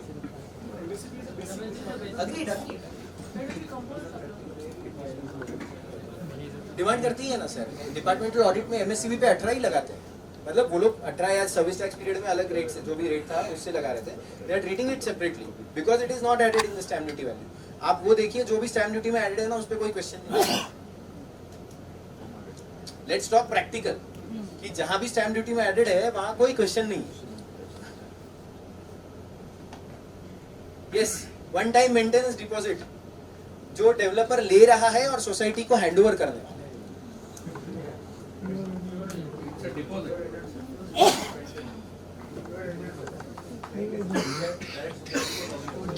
नहीं, डायरेक्ट सोसाइटी के अकाउंट में होता है, लेकिन सोसाइटी फॉर्म होने तक वो कलेक्ट करता है, अपने बुक्स में करंट लायबिलिटीज में पार्क करके रखता है कि मुझे देना है, उसकी एफडी बनाता है और वो ब्याज खुद खाता है, वो बात अलग है।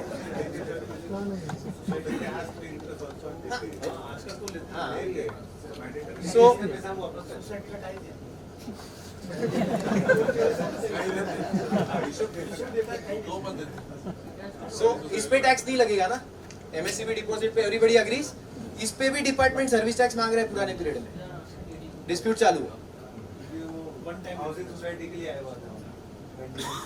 नहीं वो तो अलग हो गया, सोसाइटी के एंगल से, डेवलपर से you've collected, you would be facing that, I am also facing that. So department तो वन टाइम मेंटेनेंस डिपॉजिट पे भी सर्विस टैक्स मांग रहा है, तो आगे जीएसटी नहीं मांगेगा ऐसा पकड़िएगा। Most of the cases I advise my clients, आप चेक लेके रखो, डिपॉजिट मत करो, और चेक भी डायरेक्ट सोसाइटी के नाम के ही लेके रखो, फ्यूचर में डिपॉजिट डायरेक्ट सोसाइटी के, आपके बुक्स में पैसा ही मत आए। That is possible for smaller projects, huge volume है तो वहाँ पे ये भी चैलेंज है कि वो कस्टमर आज दे देगा बाद में देगा नहीं, that also is a challenge. 18% लेके बढ़ दो तो लाइफ इजी है।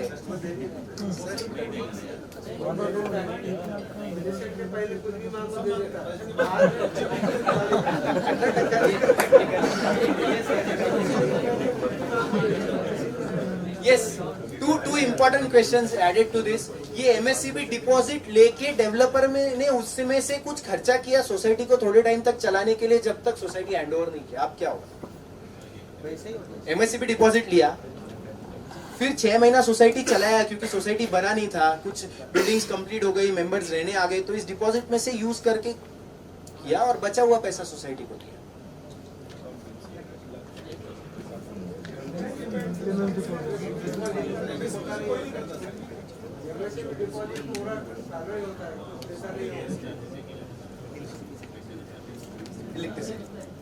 टाइम एग्रीमेंट में किसी मांगते हैं इसका अभी तक आपने मेंटेन होता है ना सर,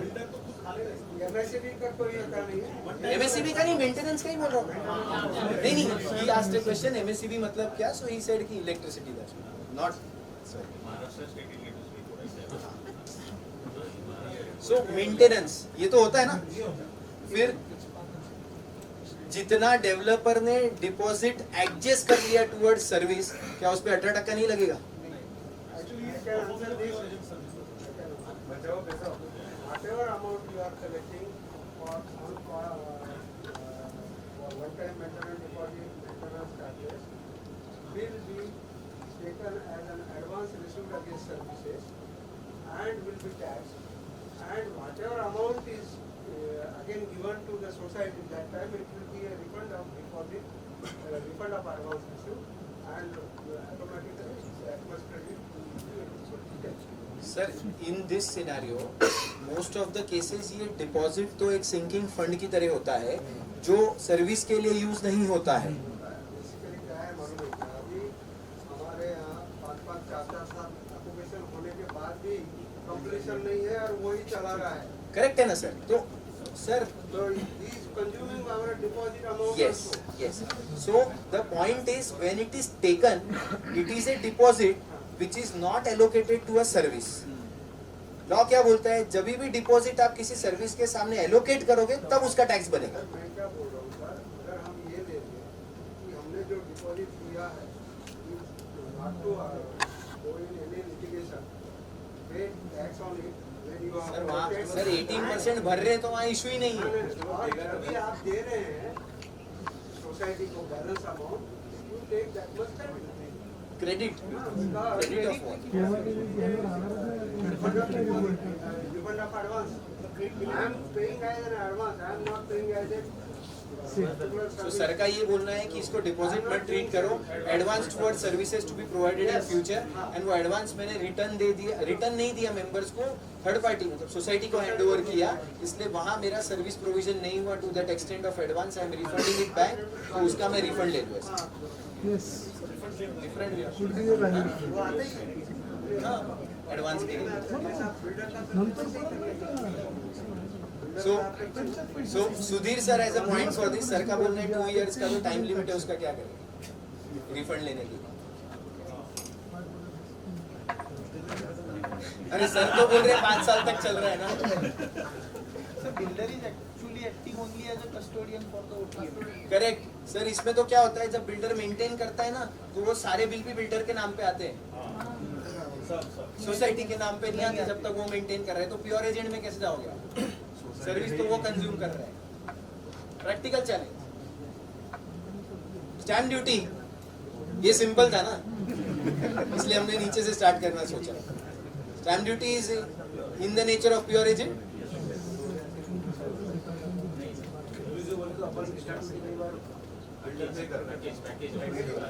नहीं, इसमें 2 चीजें हैं सर. पैकेज अलग हो गया, और अभी ये जो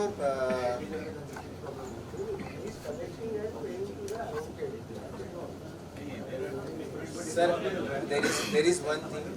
ये कोविड के बाद 2021 में उन्होंने वो कॉर्पोरेशन ये जो रूल्स थे वो चेंज किए थे, जहां उन्होंने बोला कि अगर आप स्टैम्प ड्यूटी भरोगे as a developer for the units which are selling to the customers, तो आपको हम डेवलपमेंट चार्जेस में रिलीफ देंगे.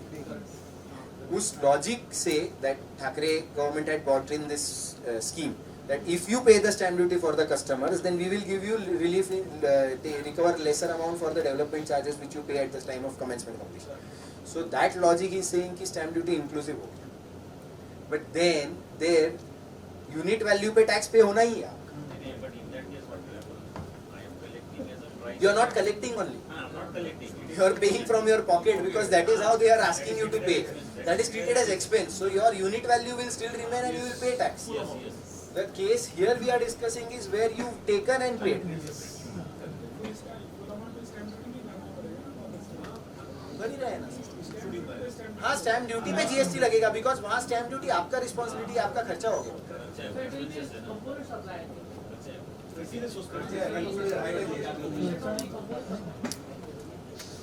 नहीं, stamp duty is a pass through. No, ये तो प्योर एजेंट में जाएगा. पास थ्रू में नहीं है तो वैसे भी 45 लाख या 30 लाख या 35 लाख या 75 लाख की जो आपकी यूनिट प्राइस है उसमें आ ही गया वो ऑलरेडी. उसके ऊपर से थोड़ी स्टैम्प ड्यूटी होगी. 6 and 7 सॉरी 5, 6, 7 तीनों.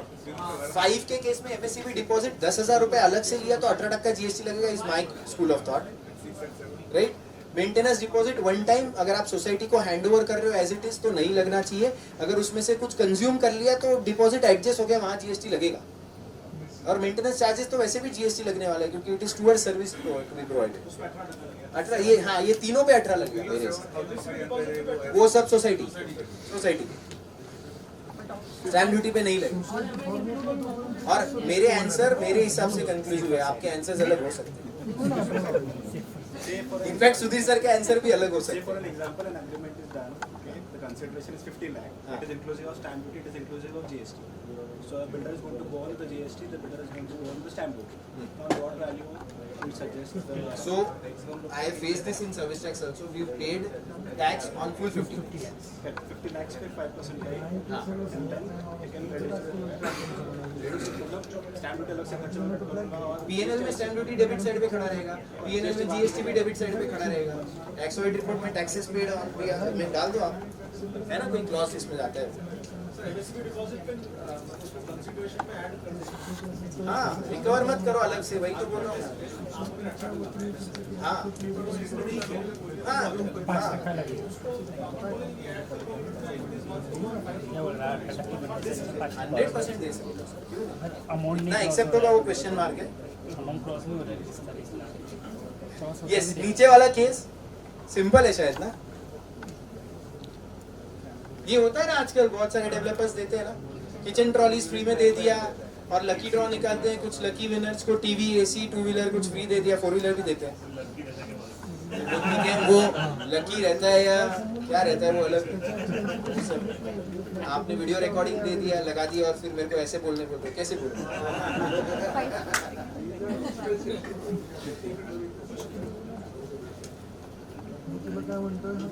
सप्लाईज है, फ्री ऑफ कॉस्ट सप्लाईज है, तो मेन कॉस्ट में ऑलरेडी कवर हो चुका है। ITC हमने वो डेफिनेशन में देखा था, फॉर अ कंसिडरेशन, सो हो गया खत्म। ITC तो वैसे भी नहीं मिल रहा। सो हम लोग जो ये अलग अलग कंपोनेंट्स पे टैक्स डिस्कस कर रहे थे, इसमें 2 चीजें इंपॉर्टेंट है। एक तो आप FAQ पढ़ो, FAQ में उन्होंने बहुत सारी चीजें लिखी है कि ये सब कंसिडरेशन का पार्ट ही रहेगा, राइट? उसमें वो वाली चीजें नहीं है जो हमने डिस्कस किया थी। एंड एक पुरानी बिल्डर्स का एडवांस रूलिंग है जो नेगेटिव जा रहा है। PPT में जहाँ भी रेड है वहाँ डर है, जहाँ ग्रीन है वहाँ अलाउड। तो ये रेड वाला जो है, इसमें इन्होंने बोला है ये सब कंपोनेंट्स अलग से काउंट होंगे, इस पे GST फुल रेट से लगे, अलग से लगेगा। सो आप ये भी देखिए। यस, आपका क्वेश्चन था इसमें। ये रेरा में तो रिस्ट्रिक्टेड है ना, सब अदर चार्जेस इंक्लूड करना रिस्ट्रिक्टेड ये बिल्डर बोल रहा है कि वो दे नहीं सकते एज पर रेरा आप अलग से फ्री कवर नहीं कर सकते। नहीं, रेरा में आपको ये लिखा है कि आप पार्किंग ओपन अगर है तो अलॉट कर सकते हो, बेच नहीं सकते। इसके अलावा बाकी चीजों के लिए बाकी कहा। चीजों के लिए फ्लोराइड वगैरह इसके लिए नहीं। restriction। इन्हें तो थिंक कि मेंशन करना चाहिए अग्रीमेंट में, ऐसा कुछ बोला है कोई लॉ में? Mention ये करना कंपलसरी चाहिए। वन टाइम मेंटेनेंस अलग से बताना है, या I'll have to फिर read रेरा MSA भी का डिपॉजिट ड्राफ्ट पढ़ना पड़ेगा एक बार, नया वाला। सो आई कैन आंसर। मुझे नहीं पता, मतलब उसके ड्राफ्ट में अगर कुछ लिखा है तो हो सकता है शायद। यस, फ्री सप्लाईज भी हो गया। फर्स्ट ऑक्यूपेशन हमने डिस्कस किया था, तो ये हमने ये भी देखा था, ये बिंदु वेंचर्स का जो कर्नाटका का एडवांस रूलिंग है, जो एडवर्स रूलिंग है, जो नेगेटिव जा रहा है। यस सर, 5 मिनट्स में क्लोज हो जाएगा आपका 55 का टाइम, परफेक्ट है। Part completion of the project. 10 माले का बिल्डिंग है, 5 माले का कंप्लीशन ले लिया, पार्ट कंप्लीशन। और अभी हमारे डिस्कशन के लिए ऑक्यूपेंसी कंप्लीशन दोनों एक ही है for the time being. We had that discussion at a length, so we now concluded कि हमारे लिए अभी वो दोनों एक ही है। तो पार्ट कंप्लीशन लेने के बाद किस कंपोनेंट पे GST नहीं लगेगा, या पूरे पे नहीं लगेगा, या फिर भी पूरे पे लगेगा। 10 फ्लोर है, हर फ्लोर पे एक यूनिट है। फर्स्ट से 5th तक का कंप्लीशन लिया, 6 से 10th का कंप्लीशन आना बाकी। जिसका कंप्लीशन आया है उस यूनिट पे नहीं लगेगा, उसके बाद के यूनिट पे लगेगा। It is clarified in FAQ। Yes, सब सिंक में है इसके साथ। फर्स्ट ऑक्यूपेंसी अगर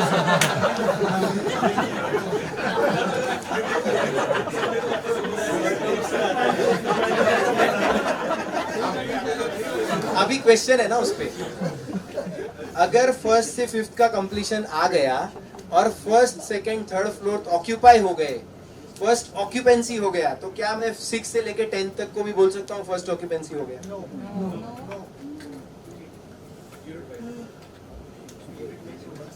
सो क्या फर्स्ट ऑक्यूपेंसी यूनिट वाइज चलेगा? Project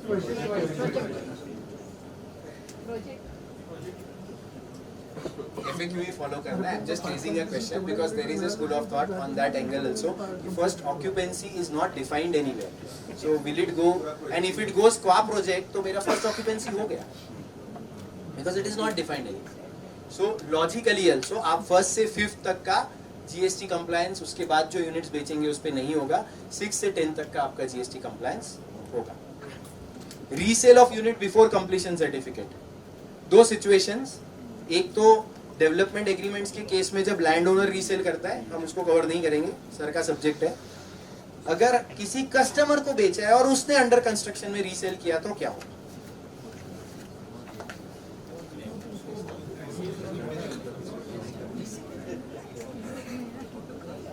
yes, let's take an example. आप डेवलपर हो, मैं कस्टमर हूं, आपने मुझे 80 लाख में एक यूनिट बेचा, ठीक है। अंडर कंस्ट्रक्शन स्टेज में मैंने वो यूनिट सुधीर सर को 1 CR में बेच दिया, ठीक है। This are the facts. अब इस केस में GST कितने पे होगा और कौन पे करेगा?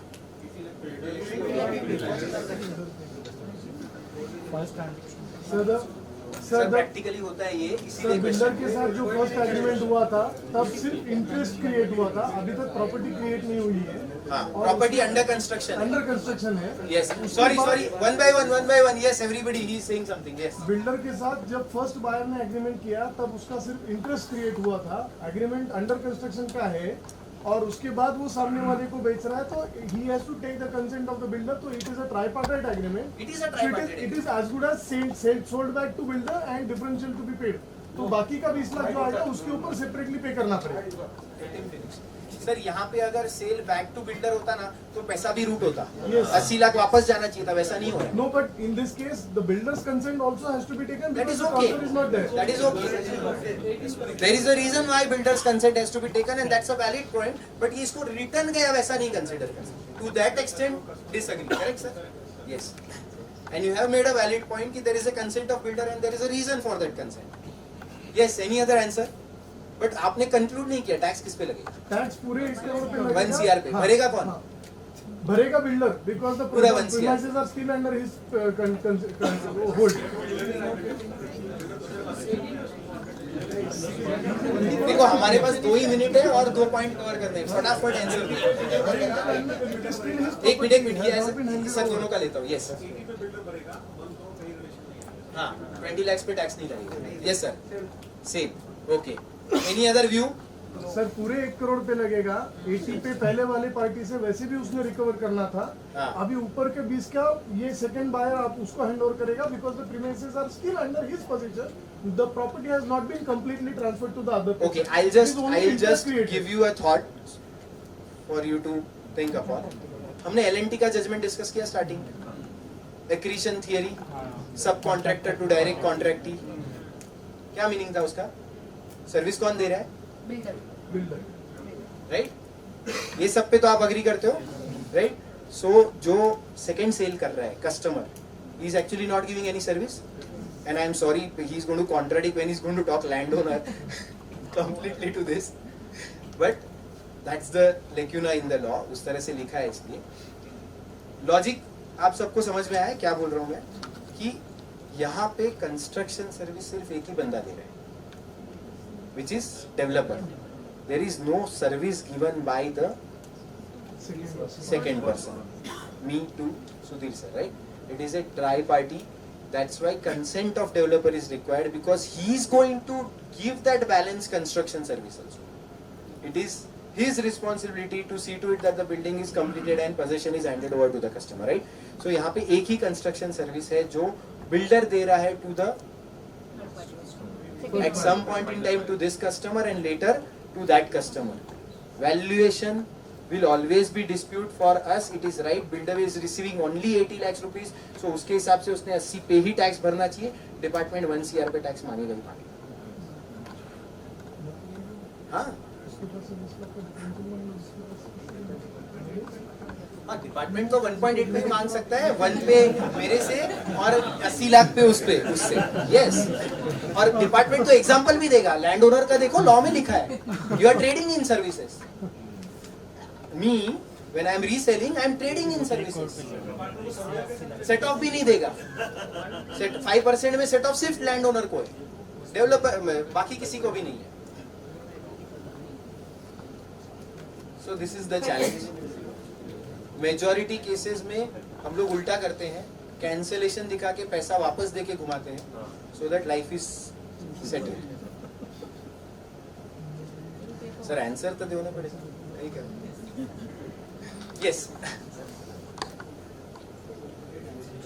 कैंसलेशन चार्जेस, सॉरी उससे पहले कैंसलेशन, कस्टमर का कैंसलेशन ईयर 1 में बुक हुआ, ईयर 4 में कैंसलेशन हुआ कस्टमर का, तो उसको जीएसटी का पैसा कैसे वापस देंगे? एक साल के अंदर कैंसिलेशन होता तो ही रिवर्स कर सकते हैं, तो नहीं कर सकते। सो जीएसटी लॉ वो 1.5 साल वाला जो क्रेडिट नोट वाला कंडीशन है, हम उसके बियॉन्ड जा रहे हैं क्योंकि 4 साल बाद हो रहे हैं, right?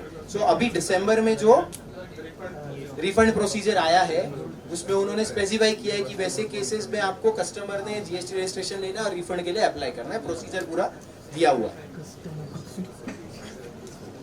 Cancellation charges,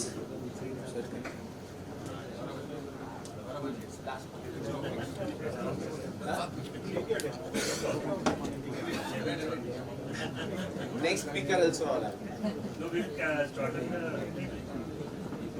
It's 2 minutes.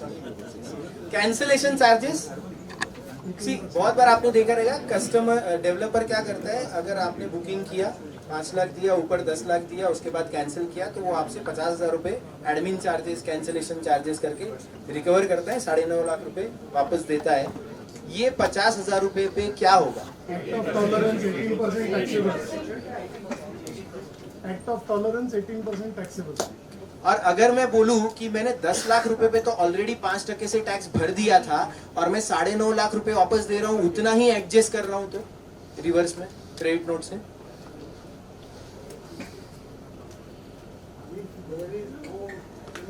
आपको समझ में आया मैं क्या बोल रहा हूँ? एक मिनट आपको समझ में आया मैं क्या बोल रहा हूँ?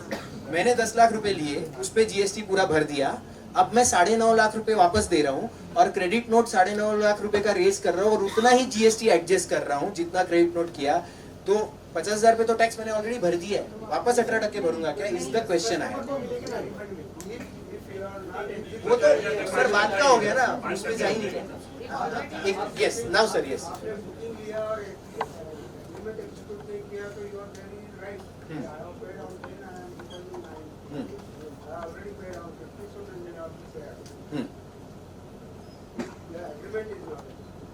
How does it make a difference sir?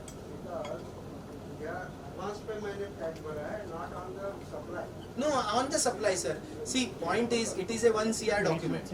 So after 10%, I am mandated to do agreement under RERA. Okay. Now I took 5 lakh rupees towards booking. After that, I took 5 lakhs towards first lap. अब मैंने पैसा नहीं लिया, यहाँ पे मैं रुक गया क्योंकि 10% अभी अगला 5% मैं तब ले पाऊंगा जब मैं रजिस्टर करूंगा agreement. So there is no mandate under the law for me to register as of now, but there is a contract, there is an allotment letter, everything is in place. So I have provided service also. First slab पे recovery क्यों कर रहा हूँ? क्योंकि allotment letter में भी वो slab लिखा हुआ है, उसके हिसाब से मैं रिकवर कर रहा हूँ.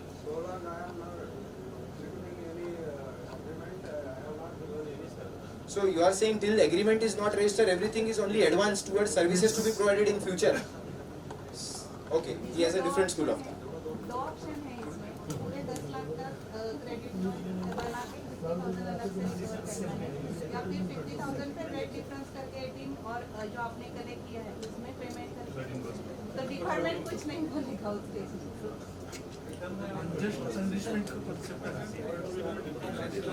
सर नेटिंग ऑफ उनका जो आंसर है उसमें, मैं तो सिंपल बोल रहा हूँ 9.5 लाख का किया तो क्या?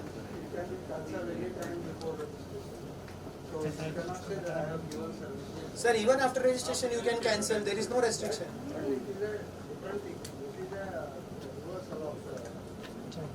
He's saying that at that time it is a Service concluded. Yeah, service is concluded when registered is Ah, that's what I'm saying. That's why he has a different school of thought.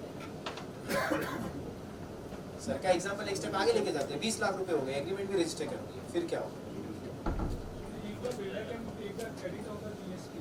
He can. 3 महीने के अंदर ही सब हुआ है ये. 4 महीने में हुआ, 6 महीने में हुआ, with in the time frame.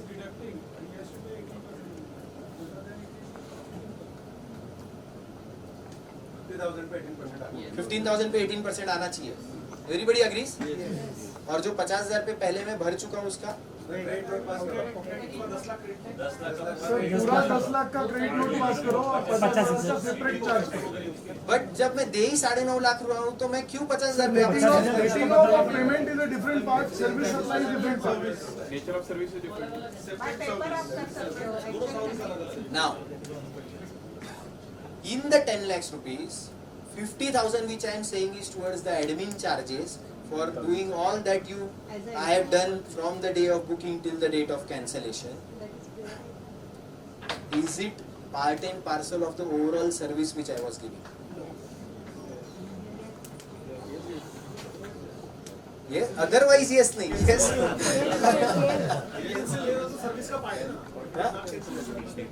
It is service का part, right? So वो service के मैंने दी, उसका रिकवरी कहीं ना कहीं 10 लाख में किया और वो गवर्नमेंट को टैक्स भी भर दिया because it is composite part of the whole service. फिर अब उस पर वापस टैक्स क्यों भरना है? जब प्रोवाइड की तब चेंज हुआ या जब कैंसिल की तब चेंज हुआ? कैंसिल की तो कैसे चेंज हो गया नेचर? इसका पैसा अलग ले रहे हो, इसका पैसा अलग ले रहे हो, इसलिए वो सर्विस अलग ले ही नहीं रहा हूँ ना, मैं तो वापस नहीं दे रहा हूँ. हाँ वो मैं अलग नहीं ले रहा हूँ, मैं वापस कर नहीं लो ले ना. रहा हूँ. अलग से ले ही रहे हो, अलग से उसको transaction- मैं तो डिडक्शन बोल रहा हूँ. लेना देना वो अलग हो गया, वो देख एडमिन बोलो deduction. I said the admin expenses, yes.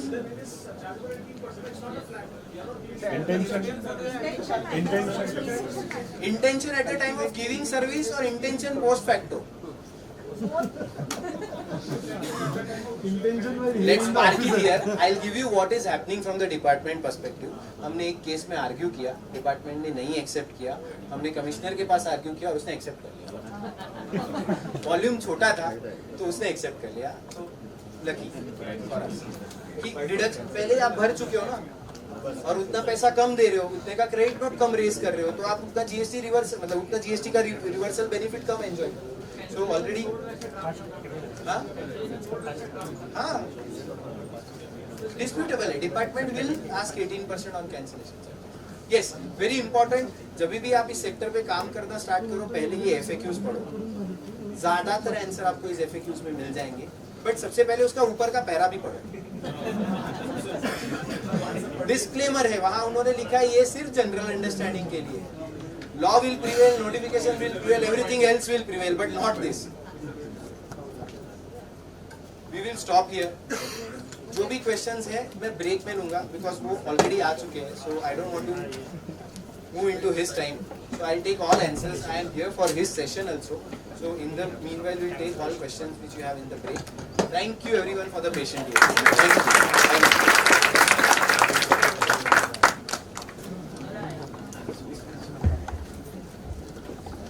Before the vote of thanks, we are wish here with to offer a Bhakti Shakti Memento, which is our brand and identity of our Pimpri Chinchwad branch, to CS Sanket sir. So I would like to request past chairman C. Santosh Sancheti sir to offer a memento to C. Sanket sir.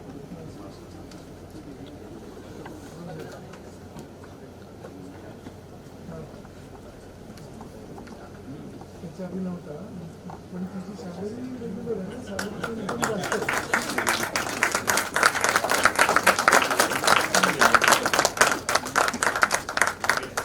ITR सगळं आहे तिचं. त्यामुळे बिझनेसच्या आधीचं पण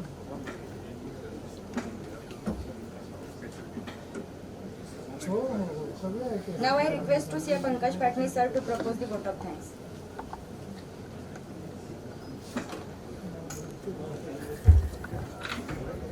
ITR wise नाही. So it's my pleasure to give the vote of thanks for the session with the touch of Bhakti and Shakti. तो सबका भक्ति जीएसटी पे था और विद दिस सेशन जो शक्ति आई है मेरे हिसाब से तो इट इज भक्ति एंड शक्ति. और जैसा संकेत जी ने बताया कि he is the opening batsman और आई थिंक ओपनिंग बैट्समैन का जो काम था जो चौके छक्के लगाना था तो he has completed his task. So Sanket thank you very much. Thank you for this. And now tea break for So we are 5 minutes. requesting that whether we want the tea here only or yeah, so we'll serve it here and we'll start the next session. So what? With water.